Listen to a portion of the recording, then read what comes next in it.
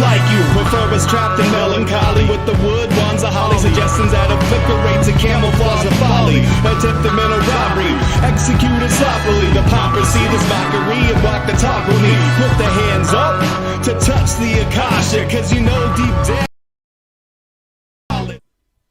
Sweet eternal balance of all that is good, true, and beautiful, friends.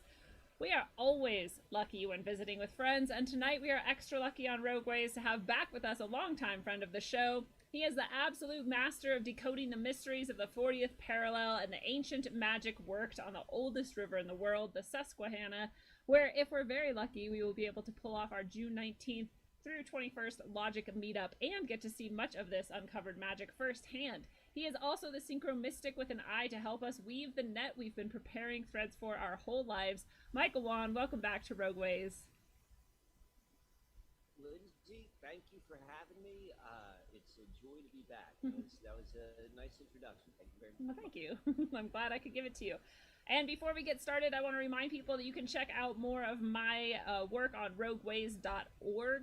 And I would love it if every single person listening out there who has found value in Rogue Ways would go to subscribestar.com/rogue-ways and subscribe to support me and the show at least the dollar level. I think 100% of you listening can support at the dollar level and find that to be an easy monthly payment. So that would be really cool. If you want to check out the other levels while you're there, you can get all kinds of perks at subscribestar.com/rogue-ways. And thank you so much to all of the roguesters out there that are supporting already. I really appreciate that help. So, Michael, you know, as usual, we do a pointless question of the episode. And today I was going to ask you, if you were a type of string or connective sort of like fiber of some kind or material of some kind, what would you be and why? Random question. Random question. Fascia.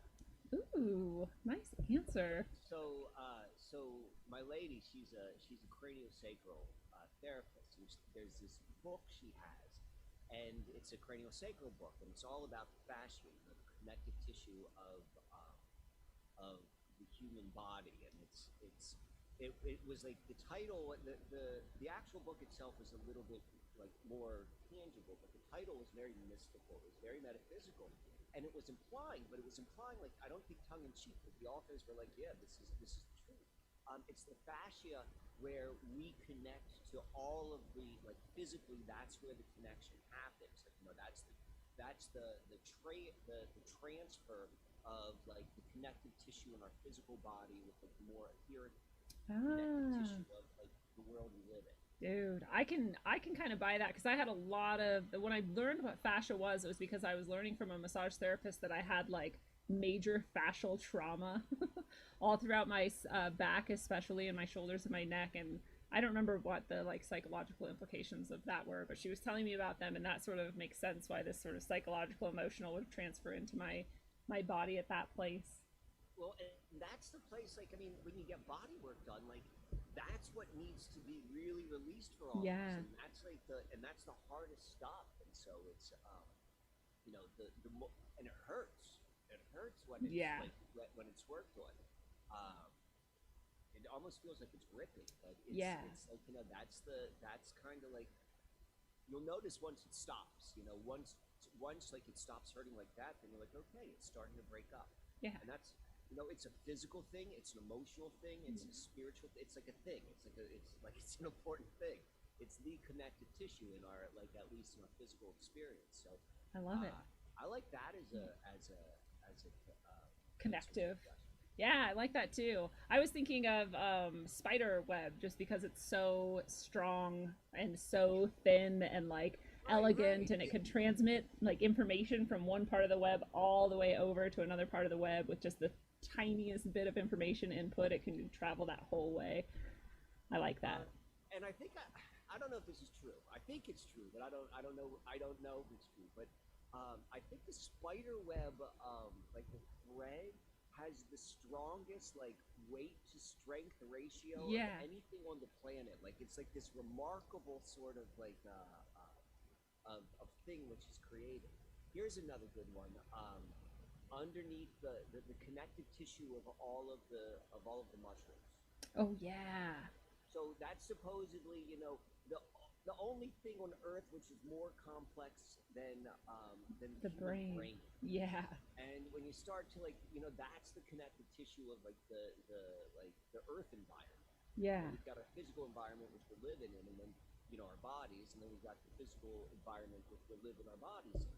You know, it's all, you know, you identify the connective tissue. That's actually a freaking awesome question. Well, thank you. When you start thinking, like, what connective tissue is. Yeah. And what's cool about it is there's this kind of, like, abstract idea. Like, you know, oh, we're all connected. It's like, that's an abstract. But when you drill down into it, and then you're like, okay, like, you know, how do things connect? Like, it starts going from, like, less of an abstract to more real. Yeah. And that's how, like, you know, the things that were hidden become, like, revealed. Is you start to, like, you know, like, move into something with greater and greater resolution. And in this situation, just because, you know, this is my hot button, it's like, I like the more I can understand the interconnectivity of everything. You know, I mean, it's not even an explanation like that. That's like, you know, when you think about, like, what are you doing here in life? You're like, you're trying to connect, so then you can just, like, relax and be. And so the more connected you can be, and, like, however real that can be, like, not an abstract, like, it drastically improves. Maybe improves not the right word, but I think it's going to, like, change in a very, like, you know, synchronistic sort of way because you're more connected. You know, things just flow. Your brain doesn't have to ruminate on stuff. You just have to, like, be, and just, like, you can step into that for real. Yeah.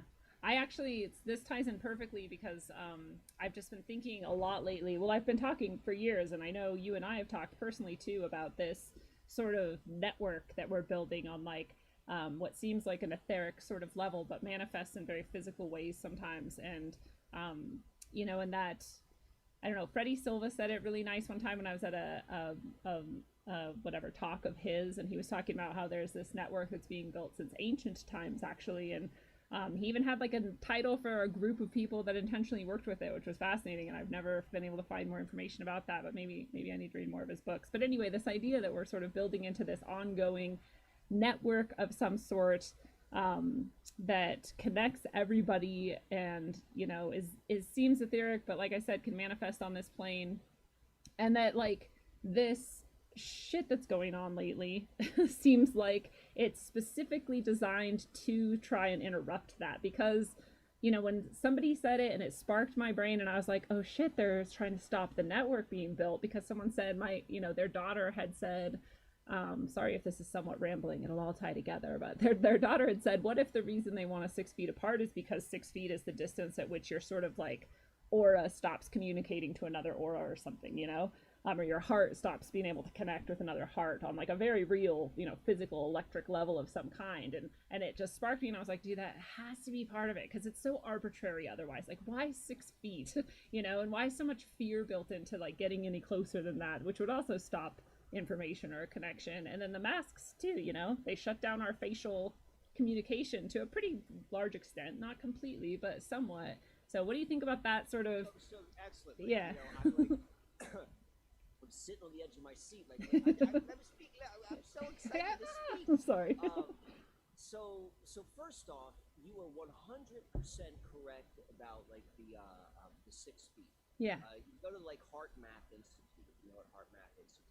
No. They're the ones who, like, did all of, like, the studying, identifying, like, well, part of what they've done, what they studied would be, like, the electromagnetic field created by the body, and particularly the heart, like the heart as a physical machine. Yeah. If you think about it, like, what in your body is, like, you know, where is the real action? Obviously, it's the heart. So it really creates a magnetic field because we have electricity running through our body.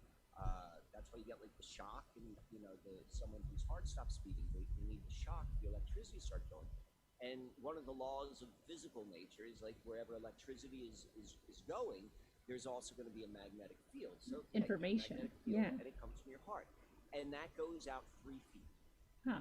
Wow. Okay. From the center of your body. So 3 feet, 3 feet would be the absolute. So exactly. So two people are normally just a normal interaction, of, like, being a human like standing in line, everything. Like this goes back to the interconnection. Like there are all of these different interconnections which are occurring, and yeah, like there's all sorts of ways to look at it, but like first looking at it purely objectively, yes, there is a separation in every way. At the same time, there's like a screw being pushed in another place. So it's like they're like releasing like what would be a normal exchange between human beings just being human, and then like this other part of like being human, like living closely with people, it's like ratcheted down. So there's like it's so have you ever been to like a real ayahuasca ceremony? No. I've So never done ayahuasca or DMT. It's like the one so hallucinogen I've never done. I went to Peru years ago, and I had whatever idea in my mind of like what the experience was going to be, and I thought it was a personal experience. And there's part of me which was thought like I was I was dumb, I was cocky, I didn't know, but I was like the Icaros, the song of the shaman, was like that's stagecraft. It's stagecraft. Yeah. It's part of the experience, but it's my internal experience.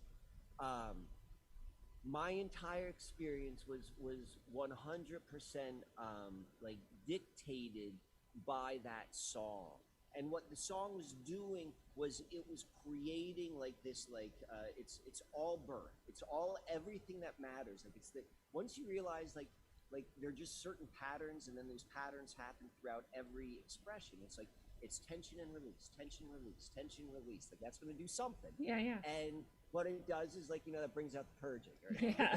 That's part of it, the emotion. But anyway, it's part of an initiatory experience. And side note, like once I realized that, like everything friggin' changed for me. Like that was a big like mental shift. Like I moved out of my own box when that happened. But anyway, that's what's happening right now. Like this is a worldwide A initiation. mass initiation. People, like massive, and everyone's having it done at the same time. And whether or not the biblical flood was a real thing or not, that is the only thing we really have as a collective story, which explains like everyone going through the same hardship at the same moment in time. Like artificial or not, this is definitely a contrived story. The reality of it is happening. Yeah. Yeah, exactly. And so from that, like once you have that understanding in your mind, then you begin to realize like it's a different type of experience, or you can approach it in a very different way, at a different level of consciousness, because that's really what's happening right now. Is like there's literally a split occurring, almost a battle for consciousness. And what's actually happening is as you said, the keeping people away from other people. Like when we're around other people, there's a natural just like way of like everyone's just, it's like a lightning strike. Like everyone's kind of dissipating, everyone's like spun up energy. That just happens with people being around. Like it's just like a build up communion. more energy, but there's something that's happening. The energy is at least moving. Maybe that's a better way of saying it. That's more accurate. And we're not going to be able to use that anymore. Like that's like, okay, that's not an option. You need to find new ways. This is what was interesting about the connective tissue, is there has to be other ways of connecting. Like we're going to build our connection in that way, but now we're not. And so okay, we're going to have to do it in a different way. And by doing that in a different way, as experiencing that, like in the total, like it sounds a little bit out there, but it's not. Yeah. This is how we go someplace we don't know where we're going. This is how we're leading ourselves out of it. And the situation, it's like, the solution is in the problem. That's a law of nature. Even an artificial nature, it's still like, it's in a bigger nature. And so it's like the solution is always in the problem. And so what solution does this problem create? Well, it's forcing something. It's forcing everyone to deal with like the effects. There's not a single person who's alive on this planet, I don't care, who is not part of a wide-scale, systematic plan to like create the worst sort of like defense mechanisms as an adult because you had an unstable childhood. You know, it may be stable compared to like other unstable people, but it wasn't stable. That's the nature of the culture since 1945. And so, you know, we're faced with that. This is the time. And that's got it, like, that's part of this whole thing. It's like, this is a personal journey. And so, however that is rectified, you know, and that's each person's, like, you know, that's part of it. As you rectify it, as you transmutate that, if you will, you're going to be naturally finding the ways to like exist in what seems to be opening up before our eyes. Yeah, wow. So it's and I mean, we always know that crisis is like the literally an opportunity, right? So I keep hoping for the best things, and I keep envisioning, you know, the ways that this could go really, really well. And it's hard sometimes. I mean, it's weird to me how little this has affected me actually. As far as my life, my setup, the things I'm doing, like nothing has really changed, but at the same time, how much stress it has put on me nonetheless. Like, it doesn't matter. And, you know, I feel like I've said this many times, but it's like watching everyone around me sort of suffer and freak out is hard, and it gets to me. And then I sometimes fall into that like fear of like, well, what if this is just the end and we're all fucked? Like, you know? And so, and like always, I'm doing what I can to prepare for taking the most care of myself as I can, because that's the only way you can really prepare for anything, is by taking care of yourself and doing the best you can to be, you know, ready and healthy and whatever, and face forward. But I like this idea that there's this possibility that this is the transformation point to something really truly amazing and better than we have seen before. So absolutely. And I mean, the first thing I would say is, you know, the proof is in the pudding. Like, where you're seeing in your actual experience, and like, you know, in your skin, you know, everything seems to be a-okay. Like, it's uncomfortable, but it's like I somehow found myself in this setup, and this setup is this is gonna be good. I can do this. Are you gonna tell people about your setup? I'm sorry? Are you gonna tell people about your setup? Oh, I'll tell them about, yeah. Okay. But I was talking about yours at the Oh, time. But, yeah. so that's what I mean. It's like, you know, look at what's in front. So like, the proof is in the pudding. Like there's a story which is, and this is how we've been watching this game for a very long time. And we know this game is about stagecraft, and this game is, you know, what the stagecraft is they're hijacking off of something greater that is happening. That's how they've always done it. So from that, one of the ways which we can navigate, like in our own experience, is by you know, if you are exposed, whatever you're exposed to, and you know it's part of the dream, you know, you can extrapolate a truth. You know, you said it yourself. You said, you know, there's opportunity in crisis. You know, that's best assumed in most people's mind, you know, is like this nefarious sort of like political sort of concept, but there's a truth to it. There's opportunity in crisis. Yeah. Guess what? This is crisis. There's an opportunity. The solution is in there. What's right in front of you? Okay, it's not exactly what the dream they're trying to weave in. And so that that's part of it.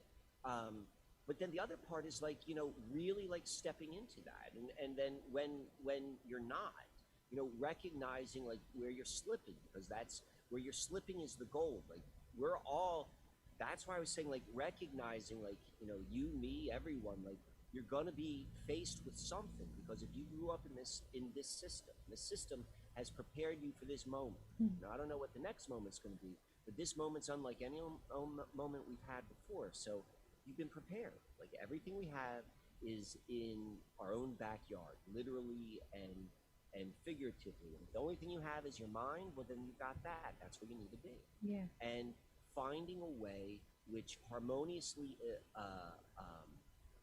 transcends that is the exact same way of how you find outside of like the Wizard of Oz, outside of like, you know, behind the cape and the Cape Curtain, the scary sort of stuff. Peek behind it. Check it out. Well, we don't even need to. That's what's behind it. Like, you know, it's like what you're going to be forced to do is become what you have to be. Like there's no other choice. Yeah. And when you're paying attention, you're like, actually, it's not a hard thing because everything is all right here. I don't have to do anything. I don't have to go anywhere. I just need to be present with what I'm doing. I mean, it is the absolute truth that no matter where you are, no matter what you're experiencing, everything in your life has prepared you for that exact moment and to do exactly what you need to do in that exact moment. I love reinforcing that idea because it is proven true to me over and over again. But it's so funny, like how you can have those experiences and understand those things and then fall back into the thing where you're like, oh my God, what am I going to do? What is this? Like, you can forget it so easily. I mean, this is what I've found is, like particularly if I like circle back to a place where I'm like, damn, I thought I beat this thing. Yeah. And I find myself kind of going back to like what I was doing before, the last time this showed itself. And so, I'll expose my mind to that again. And then I'm listening to it and reading it. And I can kind of have a flashback of like, I remember when I read this before and I remember thinking this, or, you remember, and like, you know what? I don't quite see it that way anymore. I see it a different way. I've applied it that way. I've had experience. And now, you know what? This makes a little bit more sense. And oh yeah, that makes a whole lot more sense. And so what I'm seeing is like this circling around is like, you've been prepared for that. It's like, now you know how to apply it. You thought you knew how to apply it, but like, no, now's the time. Like now's the worldwide initiation. Everything else was just like,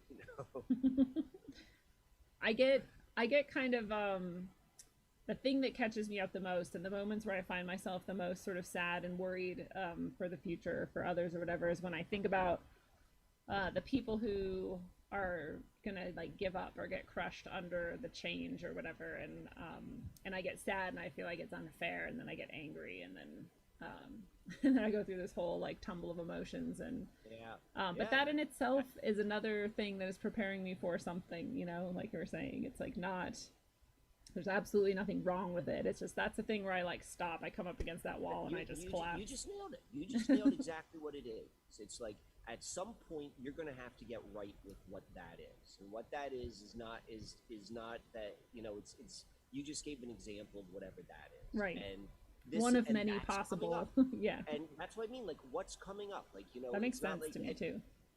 And you just go and you sit with it, and you're like, you ask yourself that, like, why would this happen? And you live in that story and you understand it, so then you can like release it. And if you don't release it, you just keep, or if you don't know what you're going to release, whether it's something you're telling yourself or not, you have to release something in order for it to stop showing itself unconsciously. It makes perfect sense to me, given my entire life, like why that specific thing is the thing that like gets me caught up too. It's always this like intrinsic psychology that externalizes, and which is why I always and I always go back to that solving those exact problems and issues is the thing that actually transforms the entire world, because then that transforms the way you interact with and help create the world. I mean, we live in a freaky world. We don't know how this world works. No. And we've been conditioned our entire lives to believe we do. Yeah. And we've been conditioned, and it's a thought process. Like literally, like you take a human being, you put it in any household anywhere on the planet. In 2 years, that human being will speak that language. Yeah. That's how the human brain is designed to be. However we got designed, whatever this is, like that's what we got. And so what that is, what that represents is the malleability of how we like form our thought process. And languages, like in every way, like ranging from like the auditory and sonic flow of it, to the rhythm of it, to the actual words, like all of that affects the way which we program our reality. And every single thing which we've been born into has been like designed to like make things kind of difficult. Yes. And so you got to recognize, you got to just once you recognize that, then it becomes like, all right, it's forensics. It becomes a celebration then that anybody gets through to the other side. You're like, wow, came through all of that. There's a friggin' truth to that. There's a friggin' truth to that. And again, it's like, we live in a freaky world. Like, I don't know what there are a lot of stories which I've been exposed to, and I like those stories, and some I'm like, I don't like those stories. But I mean, at the end of the day, it's like there's a part of me that knows, and there's a part of me that doesn't. And so I'm like, full with like, I don't know. It's like, but what I do know is it's freaky, and I know like it's interconnected, and I know like the emotional world is a big part of the human experience, and at least right now, I love. So can I be? Oh, go on. Okay, really quick, and then tell me what you're gonna say. I would just love that right now. A huge rebellion that you could have is to just go out and like touch another human being.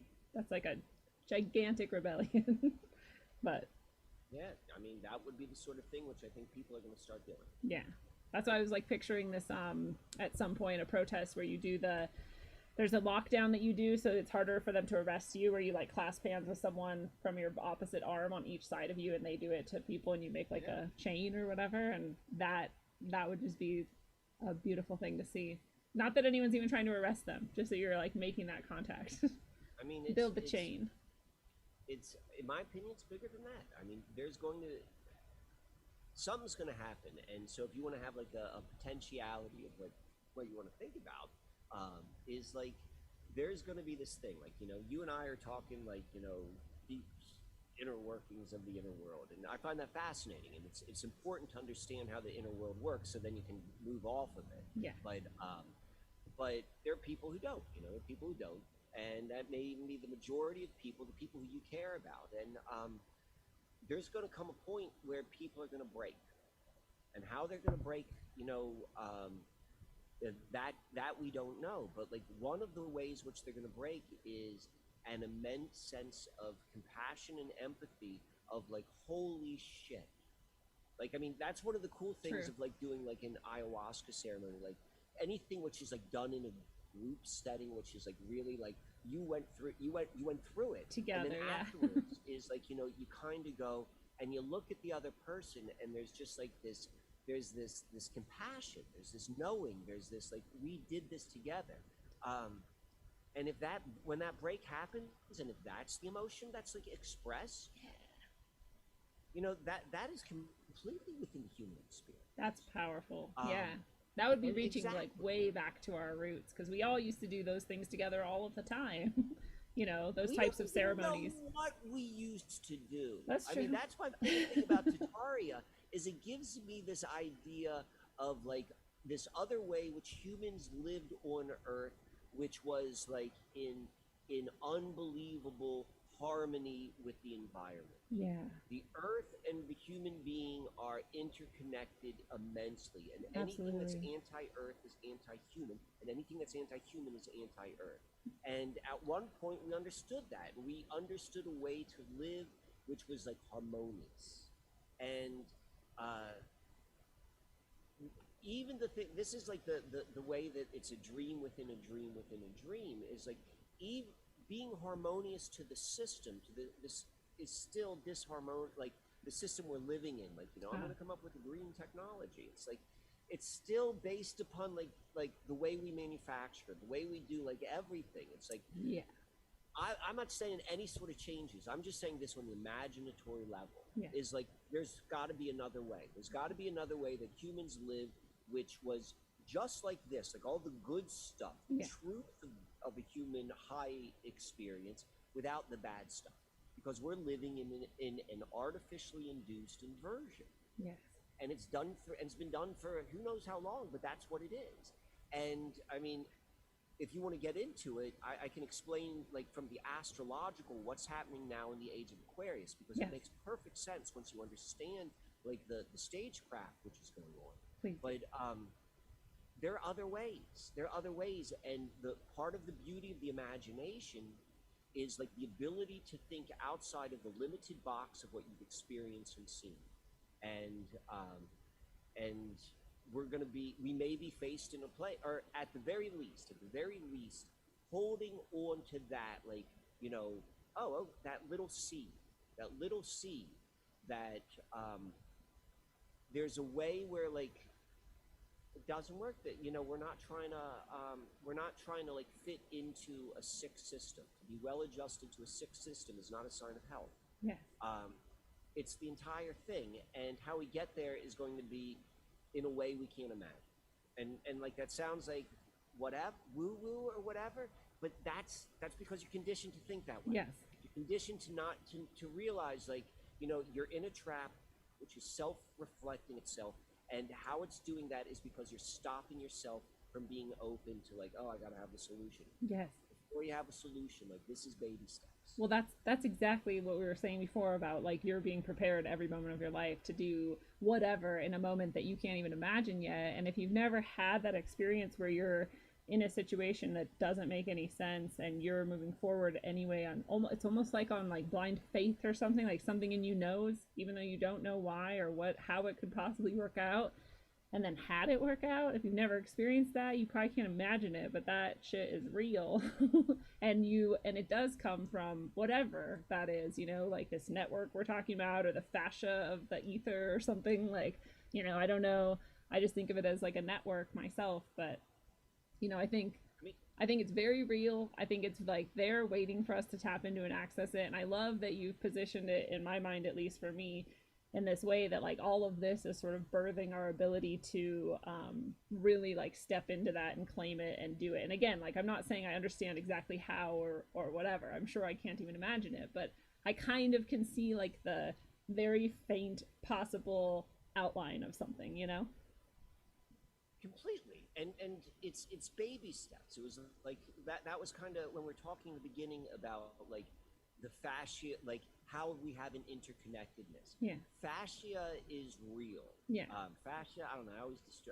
I don't know if I'm adding an extra syllable or not.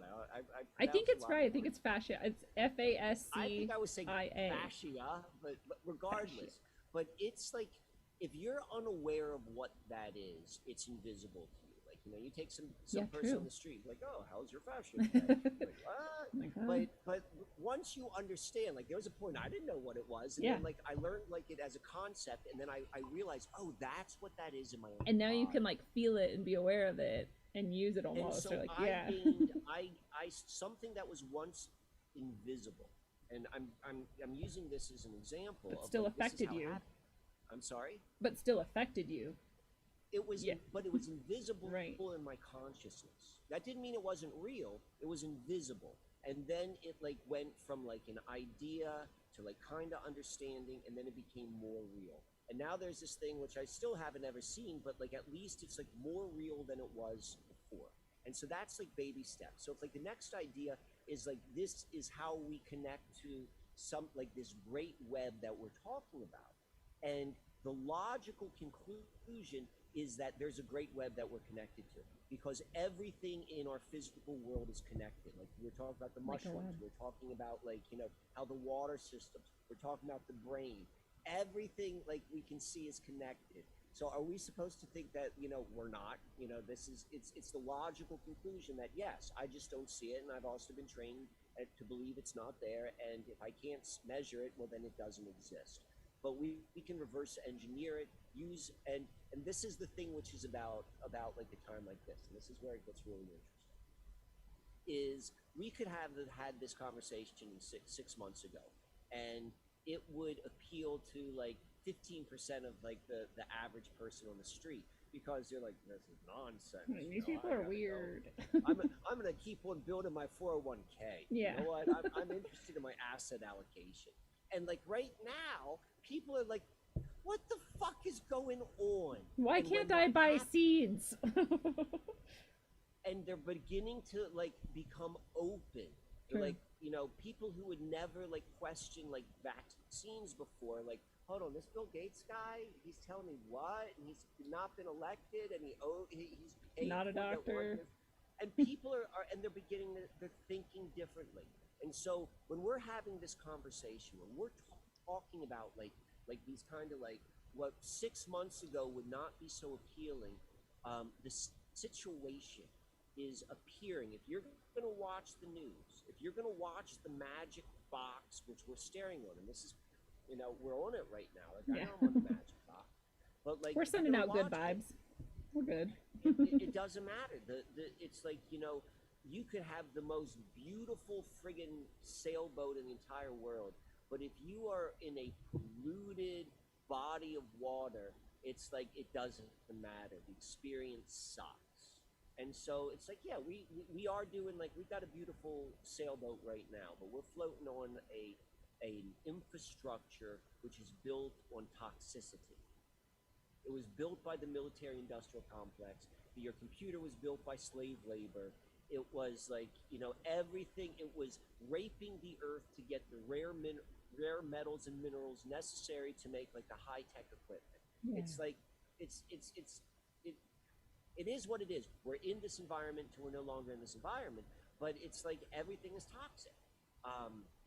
And so I don't even remember my point with Well, this one. I like part of your point was this, you know, another way to phrase part of your point is that, like, as much as I'm just going to use terms of like good and evil, as much as evil has, you know, attempted to sort of set things up in a certain way to supposedly create a certain end that is very like inverted and oppressive and restrictive, those very the Saturnian, those very same. That's what this is. This Yeah. is Saturnian, in a Saturnian expression. When you start to know what it is, you can call it, and then it can't be so sneaky on you. But anyway, so That's a go good ahead. point. You did So correct. Saturnian, yes, that Saturnian energy or whatever, the exact things that have been set up, the exact scenarios, the exact characteristics, those are the exact things that are also then like the keys to our unleashing, you know, and the keys to us like flipping it back around. And that's what I love about how they try to be sneaky and they try to do all this shit, and it's like the exact shit that they are pulling off is the shit that like sends us straight into freedom. You are 100% correct, because what we're seeing is inversion. You know, everything which everyone knows about, like reading about like the inversion groups, like that's what they do, and it's true. The what goes against the growth cannot create. You know, there's some things I'm not naming. You know, I'm beating around the bush, but you know what I'm talking about. It doesn't create. Yeah. And so, because of that, there's an underlying truth, which means that in their inversion contains the truth. That's why the truth always wins out, because the inversion, like, it could get like denser and denser and denser of the inversion.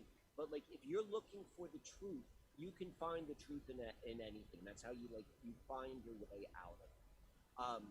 I remember the point I was circling back to. Okay. It was because of this situation, because it's forcing people to think in a different way. Like, it's happening. Not everyone, but if you're paying attention, you can start to see baby steps in people's thoughts. Yeah. And so that's happening across the board. We're connected. We're a connected species. Everything is connected, and species to species connection is the biggest connection there is. Mm-hmm. And so people are, because of all of this stress, they're beginning to think differently. And so ideas like what we're discussing, which when you think about it, there is a very, like, you know, there's a level of objectivity and rationality which you can settle that rational mind in. Like what we had done to us was an overdevelopment of the rational mind and an underdevelopment of the imagination.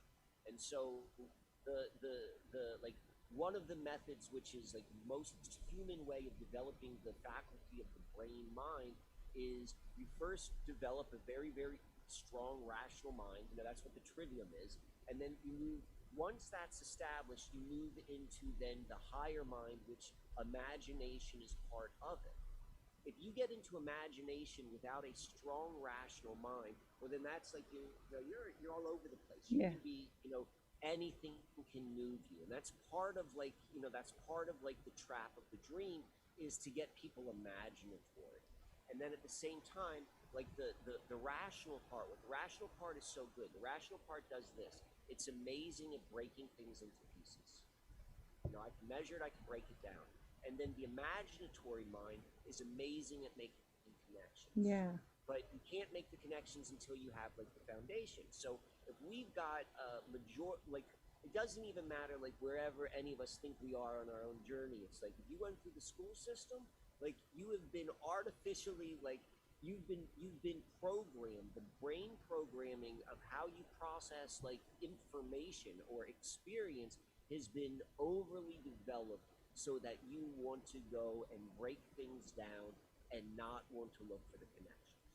And so that's why there's this natural aversion when people talk about, like, you know, specifically, like, you know, we're all connected and you can't see it, you can't measure it. There's a part of the brain, which is like a part of the consciousness, part of the false dream is like, well, can't measure it, can't see it, blah, blah, blah, doesn't exist, don't have imagination, don't go there. But we're in such a situation that people are going to start to move out of that because they don't have any choice. And everything around them, it's waking them up. The bullshit detector in people is starting to wake up. They're going to start to think about things differently. And so what was 15% of the population 6 months ago who might have interest in this conversation, it might be 35%, might be 75%. I hope it's 100%. Yeah. Because it's not like what I'm saying is accurate. It's what I'm saying is like beginning to think in a way of, in a different way, and particularly a connective way too. You know, that's an important part of what has to unfold. Like it's when I say has to, I don't mean like it's got to happen. I mean it has to, as in it is the only natural response to this of like the squeezing in of keeping us separate.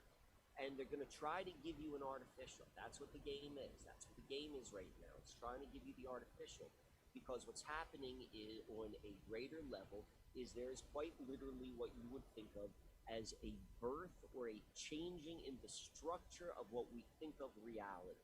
You know, when they talk about the precession of the equinoxes, when they talk about whatever that is, like this is it. We've always been part of it, but we're like it's heightening up, or we're about to go into a new phase. We're about to go through the portal. And there are two, and the people who control the system, they follow. This is why you need to know astrology, is because if you want to understand like what's happening, like you need to speak their language. And they follow the calendar of the sky. They follow the sky calendar, and they follow the story of astrology. There's got to be a higher story than astrology. Like the placement of like the heavens, like that's subjective. But when we start putting the story of astrology on it, like there's got to be something else. That being said, I found it to be very like helpful in understanding life in this experience. Yeah.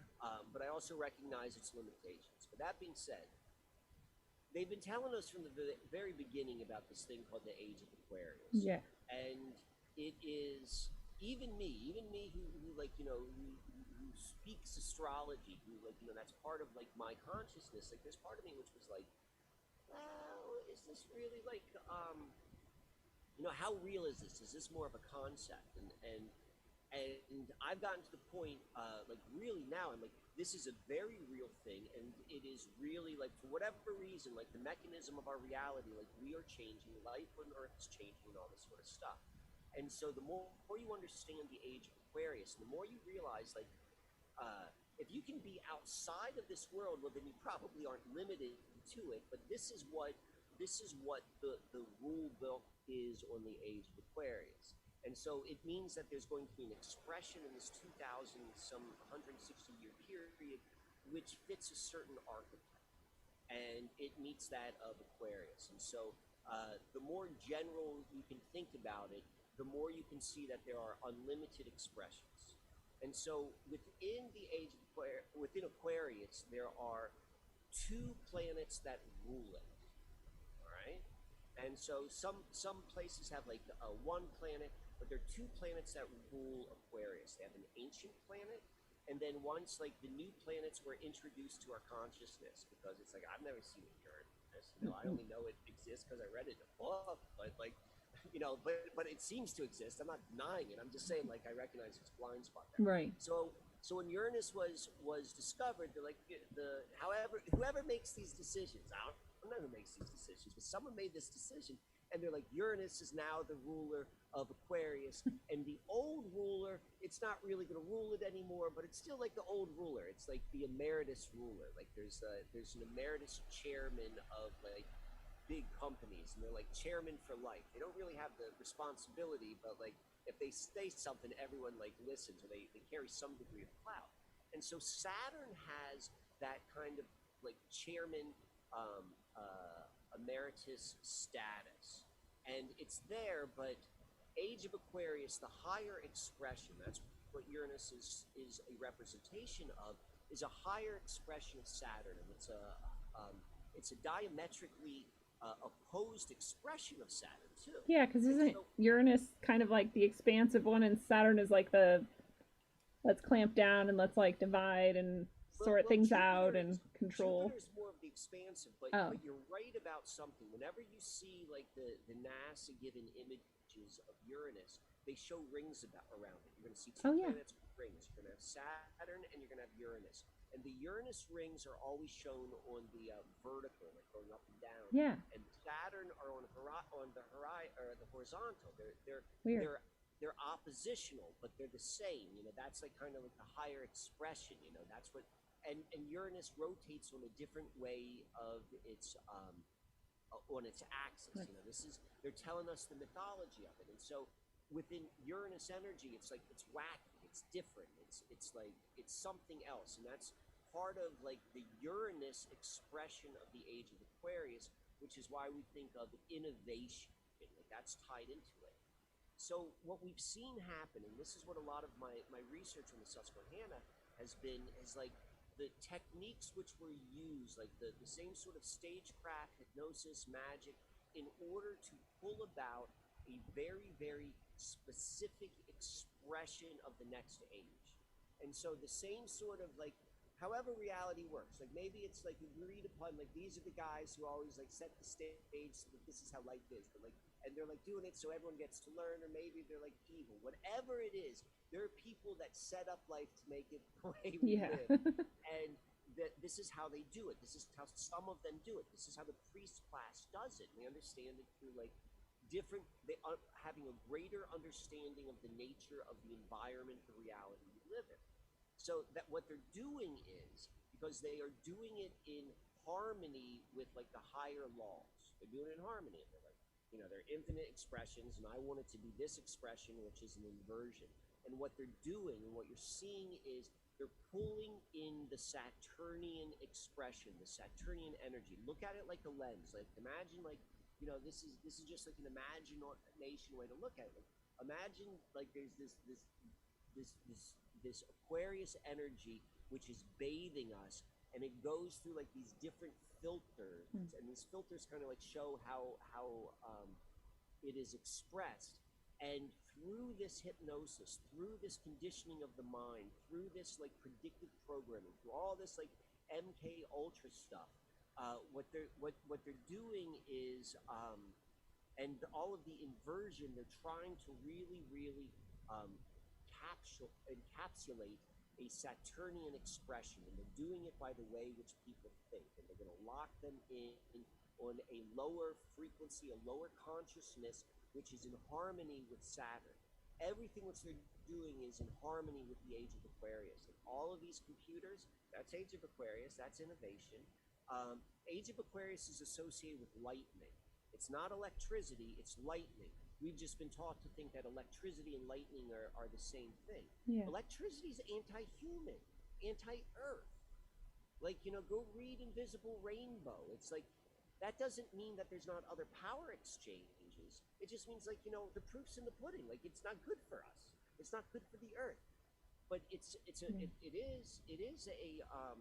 an expression of the Age of Aquarius. There's no lie about that. Like, it's you know, you nailed it. And it's just very Saturnian. And the same thing with globalism. Part of the Age of Aquarius, and this is the thing which is, to me, you know, I'm a positive thinker, is like the Age of Aquarius is the golden age of humanity. That's another one of those expressions. But the truth is, it's the human family. And so the Saturnian expression of the human family is globalism.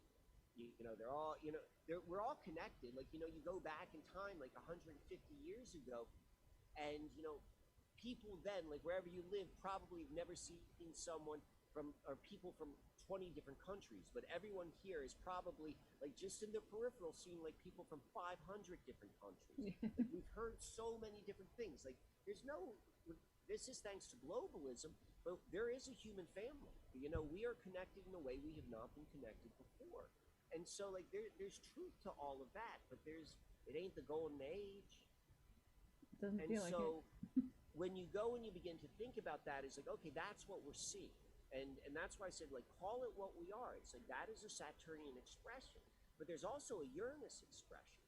And part of like what this human experience is, it's part of like, waking up.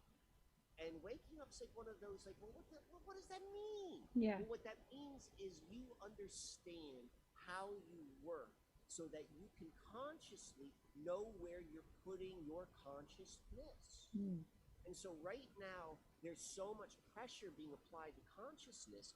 It's like, it's either going to collapse and this is where you get into the freaky, like, the freakiness. It's going to collapse into, for the individual person, it's going to collapse into that consciousness, or it's going to expand it. And if and that just seems to be like part of the process. I don't know what that means. Like, we're going to see the big show. We're going to see what that looks like. But the other part is, as you begin to become more recognized of like, that makes sense, this makes sense, and like that's why I'm saying like computers got to go. That's Saturnian. But like everything we got out of computers, like there's got to be a way that same truth, that same like I can share things with people, I can connect with people, I can gather information in a very predictable, tangible way, in a way that's in harmony. Like it's got to exist. I don't know what it is. Crystals. But it's the only logical conclusion, and it's the only hopeful conclusion which people have. What, like, I hope life back to normal. I hope they still let us like go out on weekends. Can I have ice cream? Yeah. It's like what sort of hope is there? Yeah. have you I read this article about flying. I read this article about what it's like flying right now. Oh, like, God. I've reduced the amount of like stuff I'm putting in my mind by 85-90%. It's probably good, yeah. I've reached and I'm reading about this guy's experience. It's like writing for the Times or something, the New York Times, and it's like the worst thing it sounded so horrible. And there was once a time like the experience of travel was like, Delightful. it was still like it was limited. I mean, I guess this is still true. This is still true. For the ruling class, like this is the truth. Travel was an amazing experience, and there's a truth to that. We should be able to travel in like going to the higher truth. Like human beings love to travel. That's part of the human experience. And enjoyable travel. Enjoyable doesn't have to be luxurious, right? But it has to be like the travel has to be enjoyable. But they're killing that. That's being killed. It's you have to have the more you like follow that, like that's not where to put the consciousness. No. It can't be. It's like you got to ground it in reality and like well, am I safe right now? Where am I right now?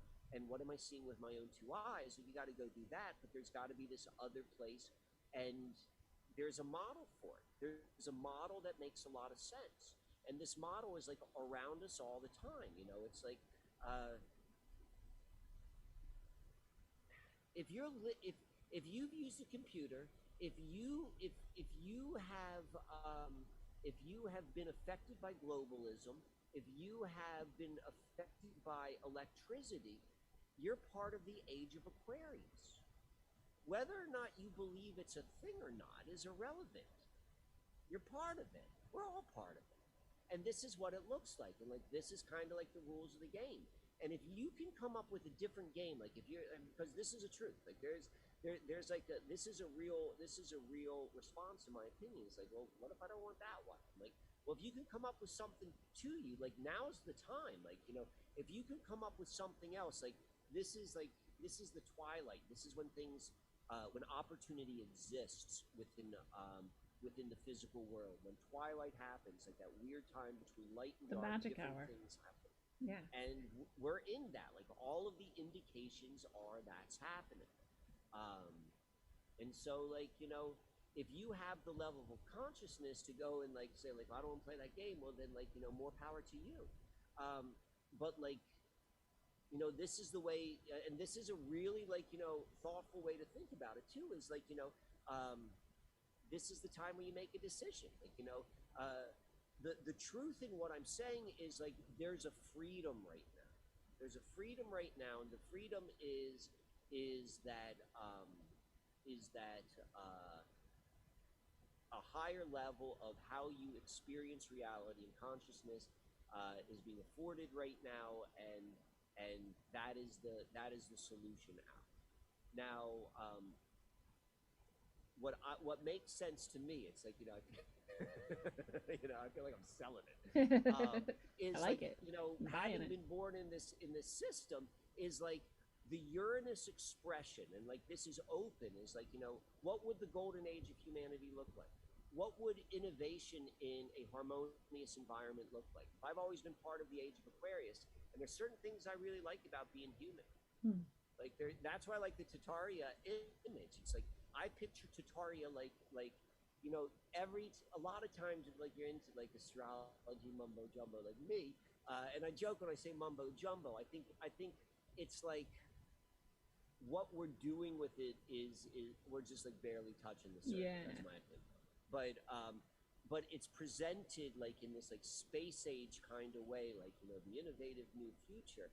And I in my imagination, like, I picture it more like this Tataria like way of human beings, of you know, where it was like an elegant way of having the human experience, of all of like the things that our system is forcing everyone to live in a way where they have to worry about basic survival. That is the key. That is the key to, like, you know, really locking in a logical thought, because it comes down to like, well, you know, still gotta eat, you know, it comes down to that sort of stuff. Like, there are infinite ways to come to this conclusion, but what would life be like if universally, this is human family, like, you know, this is imagination stuff. There's not an answer. There's just like a, you know, a what if. What would it be like if the human family lived in a way where there was no sort of survival concern? Yeah. And everyone felt that way. It just seems obvious that you would automatically tap into deeper spiritual and mental aspects of being human, you know, which some people sort of reach sometimes anyway, but not most people, not most of the time. I'm going to say, unless you have had an experience where you've never had to have a concern about your survival, if you've never had to worry about a job, you've never had to worry about retirement, you've never had to worry about something else allowing you to live, we have no idea of what that would be like. Like, we're all on this continuum. Like, you know, we have had like maybe glimpses of it, but for that to be universally shared, because what we're seeing right now is there are people on this planet who've had that experience, but it's not universally shared. And so the only reason why that doesn't make sense, like if you go back and be like, well, there'd be equal distribution of the money and like communism and socialism, it's like you're circled back to the fucking model. Yeah.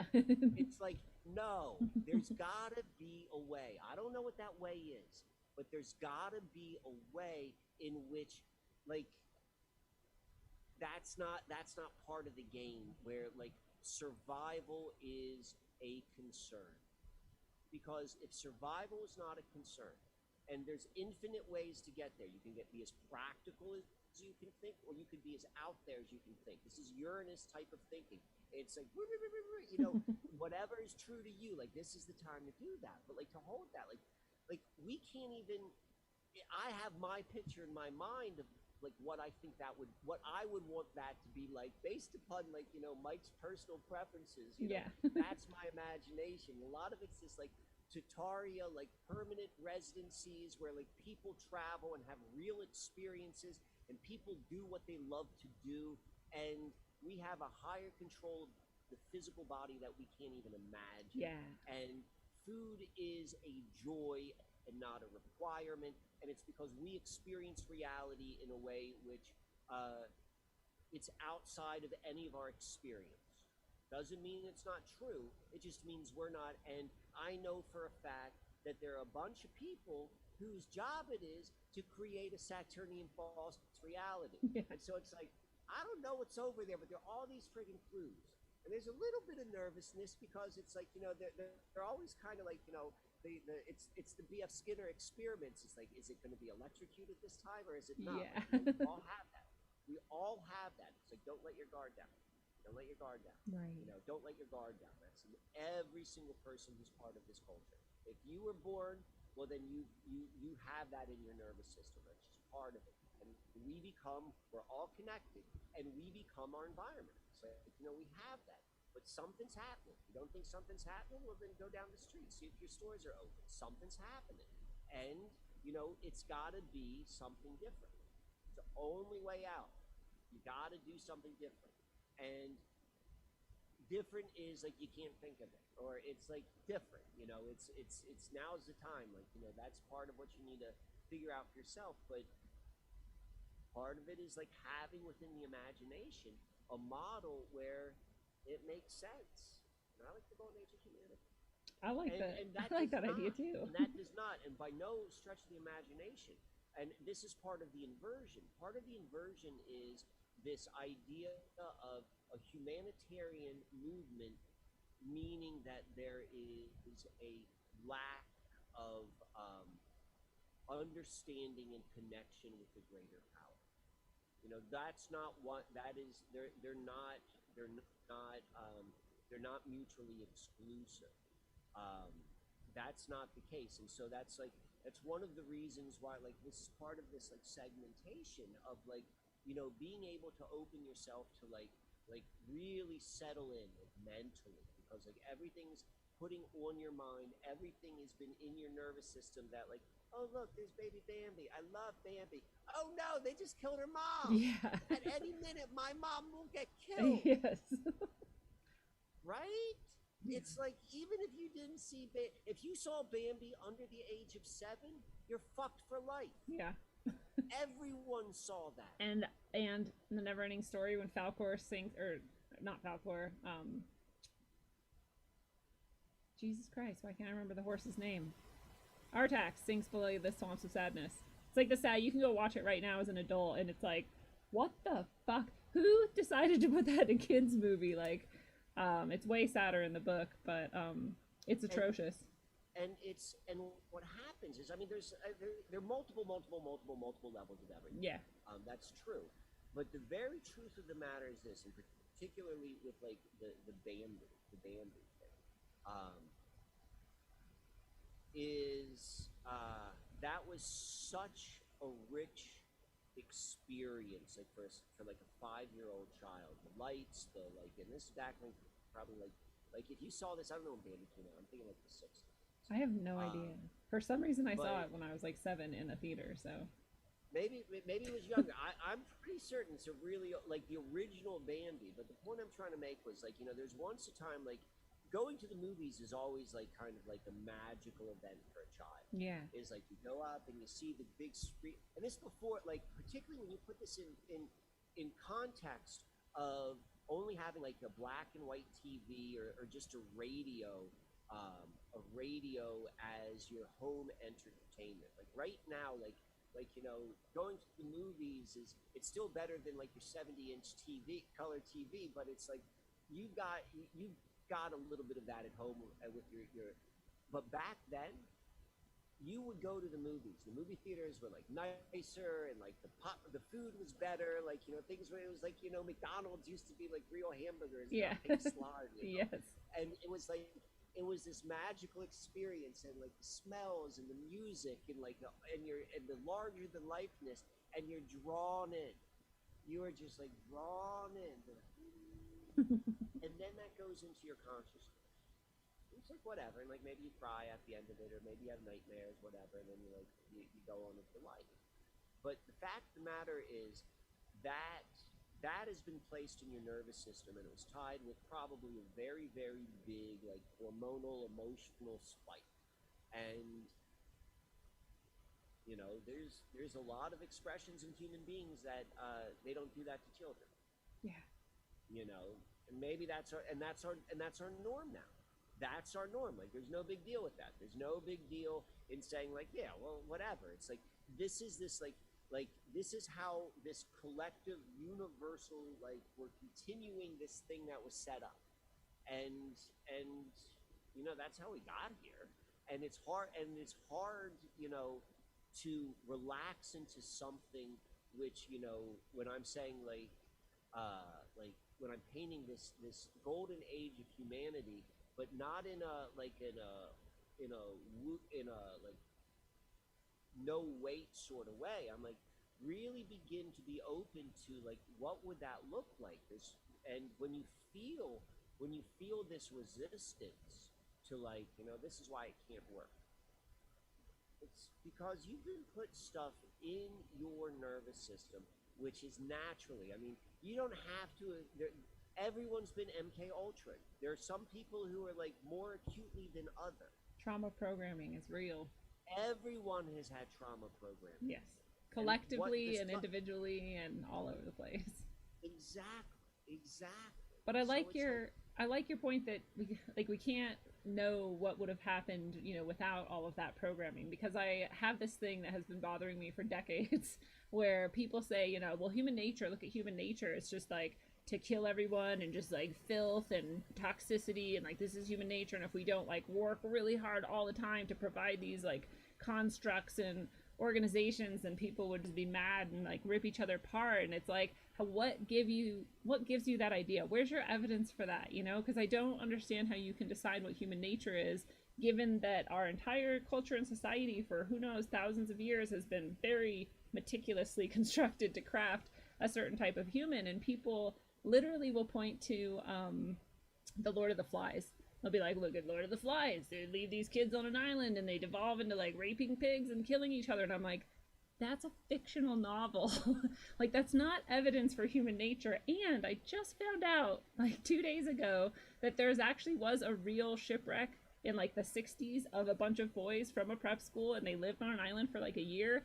No one raped any pigs. No one murdered each other. They had this like, you know, peaceful, like fun time. They survived, which is amazing. And I'm like, there's some evidence that maybe human nature is actually pretty cool and good and happy and like loving. And who knows, at the very least, we cannot say that it is horrible, because we have no evidence of that. We only have evidence of what we become when we're in this very structured, constricted, like set of, you know, phenomena around us. Completely. And here's the thing, like, this is another one of the solutions in the problem. Life's never going to go back to normal. Like, the human being is done. Like, you know, that's how we know we're changing, because there's no going back. There's just going forward, and there's a push towards, and that's a truth. That's a truth, and there's a push towards one particular way, and you know, that's why I mentioned this as a question, you know, as a rhetorical question to like really just like settle into the imagination. What would life look like if not a single person on earth had a concern for physical survival? That example you gave me of the person who's like, well, you know, human nature is, it's because they have been conditioned. Their survival mechanism within the development of their consciousness has been triggered majorly, and everything comes back. That's called second nature. That's called second nature. Like, you know, I'm going to assume this is true for every single person who's like listening to this. This is probably why the reason, like, you know, this resonates is because you knew, all things being equal, like, you would never kill someone. No. That's just ridiculous. I think it was the Civil War, like the army scientists, the ones who study battlefields, they went and they saw there was a disproportionate of dead soldiers with loaded guns. Yeah. So this is like the Civil War, like, you know, you got a bow and you put like a thing down there and you do the thing and like Light you know, something. exactly. Like I Yeah. saw this in a Mel Gibson movie with like Heath Ledger. Like Yeah. I get it. I know what happened. Right. Actually, that's the Revolutionary War. But anyway, so it's they saw that a disproportionate number of dead soldiers had loaded guns, and so it's like if you're going to go and load it, like you're going to fire it, and the conclusion what they came to was it was much easier for like this percentage of human, like, you know, it's a large percentage of human to die, to accept the bullet from their enemy than to shoot them. That's friggin' human nature. Yeah. You know, you had to learn to realize, like, oh shit, I don't want to die. And so I learned a second nature. I'm like, I'm going to kill this guy before that. And there is an element within the human nature, a lower element, like, or it could be expressed in a more raw way, which is a lot of, which contains a lot of aggression. There is a truth to that, like about there is an animalistic way within human, but like the human which we're talking about, and when I say higher consciousness, I mean the ability to conceptualize in higher and higher levels. Yeah. That's what I mean. Like that's just higher consciousness. That's what I mean. No, that doesn't exist because they're disconnected with it. The human being, like the higher consciousness, like whatever, like that demarcation point is. Once they don't have to ever worry about survival, and no one else does, like this, that's when we would see the human nature. That's when we would see that, and we don't have to worry about those things. You know, this is part of, like, you know, again, like this is, don't worry about how. This is just like imagination stuff. But like, food just doesn't, you know, it's food is a joy. You cook when people are coming over to eat, when it's like you're celebrating with family. It's like, and you don't need food. Like we have hints of it. It's like, look at the benefit to the human body with intermittent fasting. Yeah. Like the body responds like in this really, really like, oh, I like this. Yeah. Don't give me so much.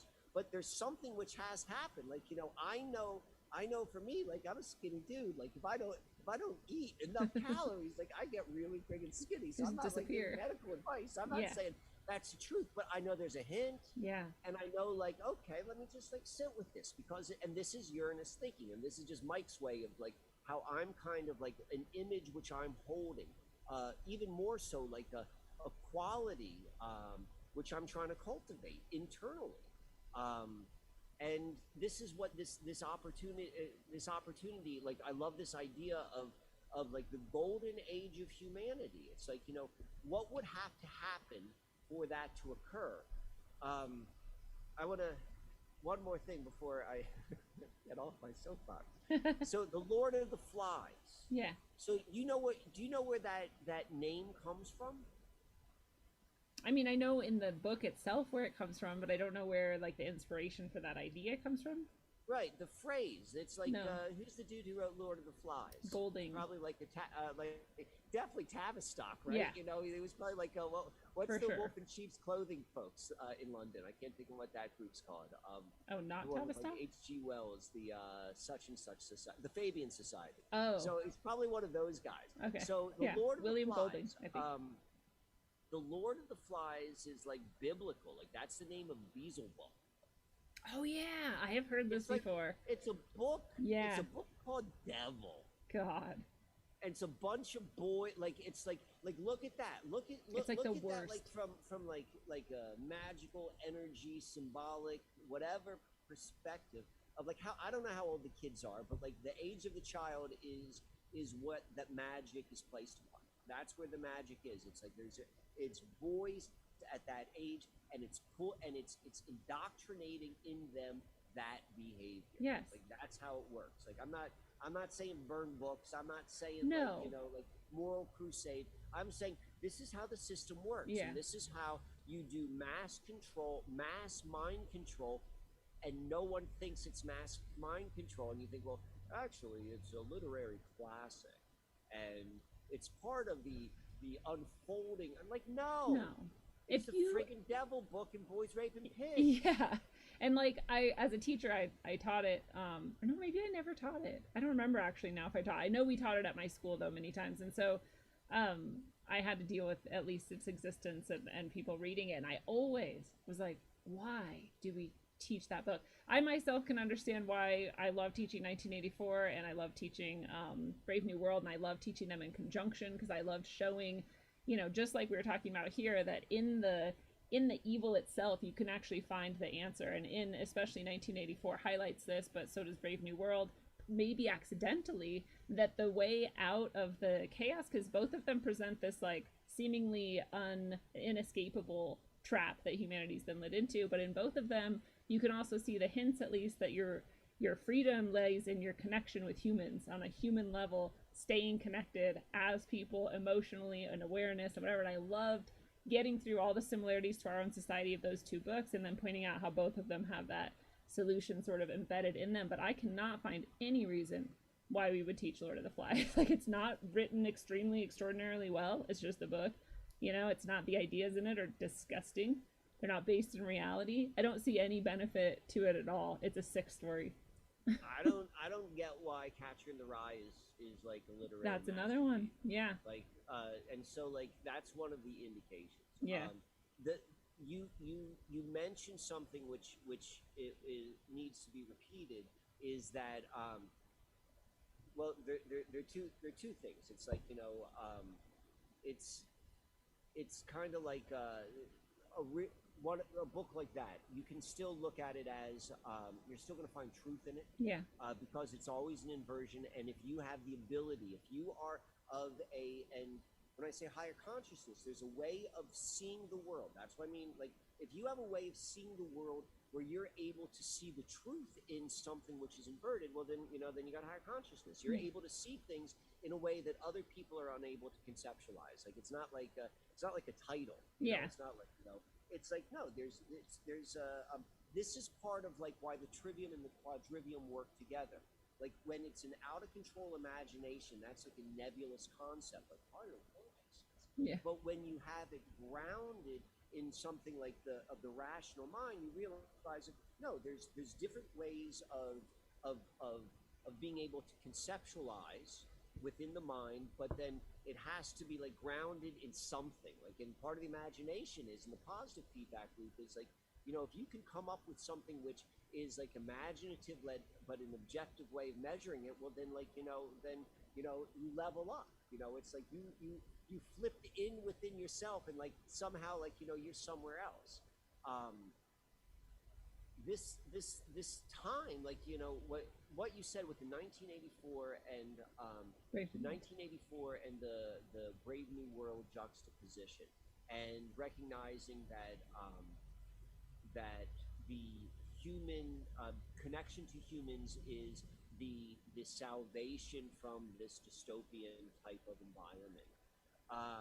So okay, well, if that's the truth, and I certainly think it's the truth, and then you go and you look at what's being orchestrated and broadcasted across the globe, it's leaving.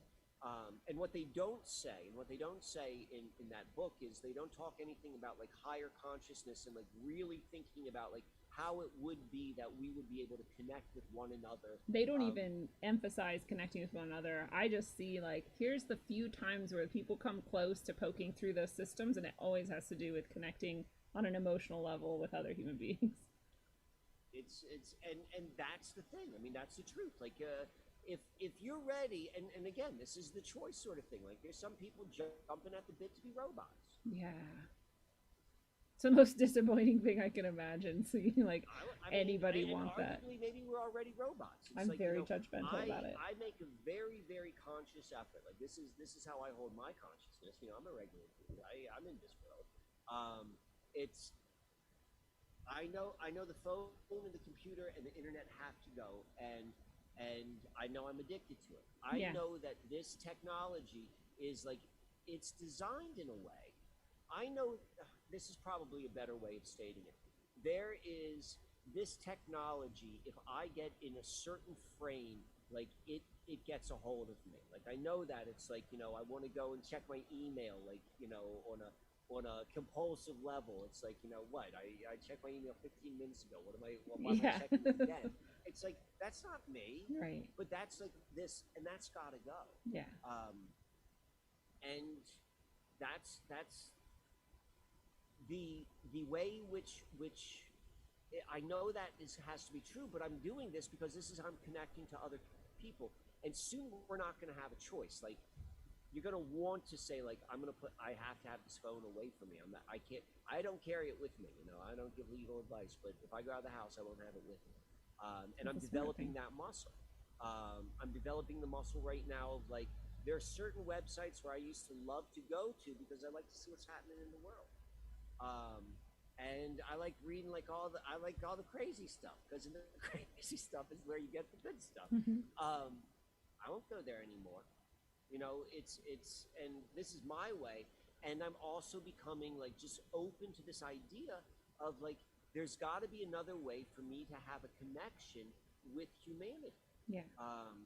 And it's got to be a way which makes sense to me. It has to be rational or objective, but at the same time, it's got to be outside of anything which I've ever seen or heard, and it's got to be in harmony of what I've seen as the inverted truth. It's like, that's somehow like, and that's the it fixing itself.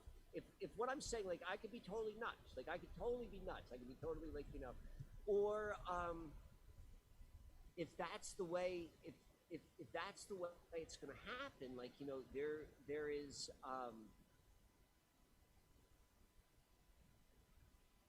it's got to start somewhere. Yeah.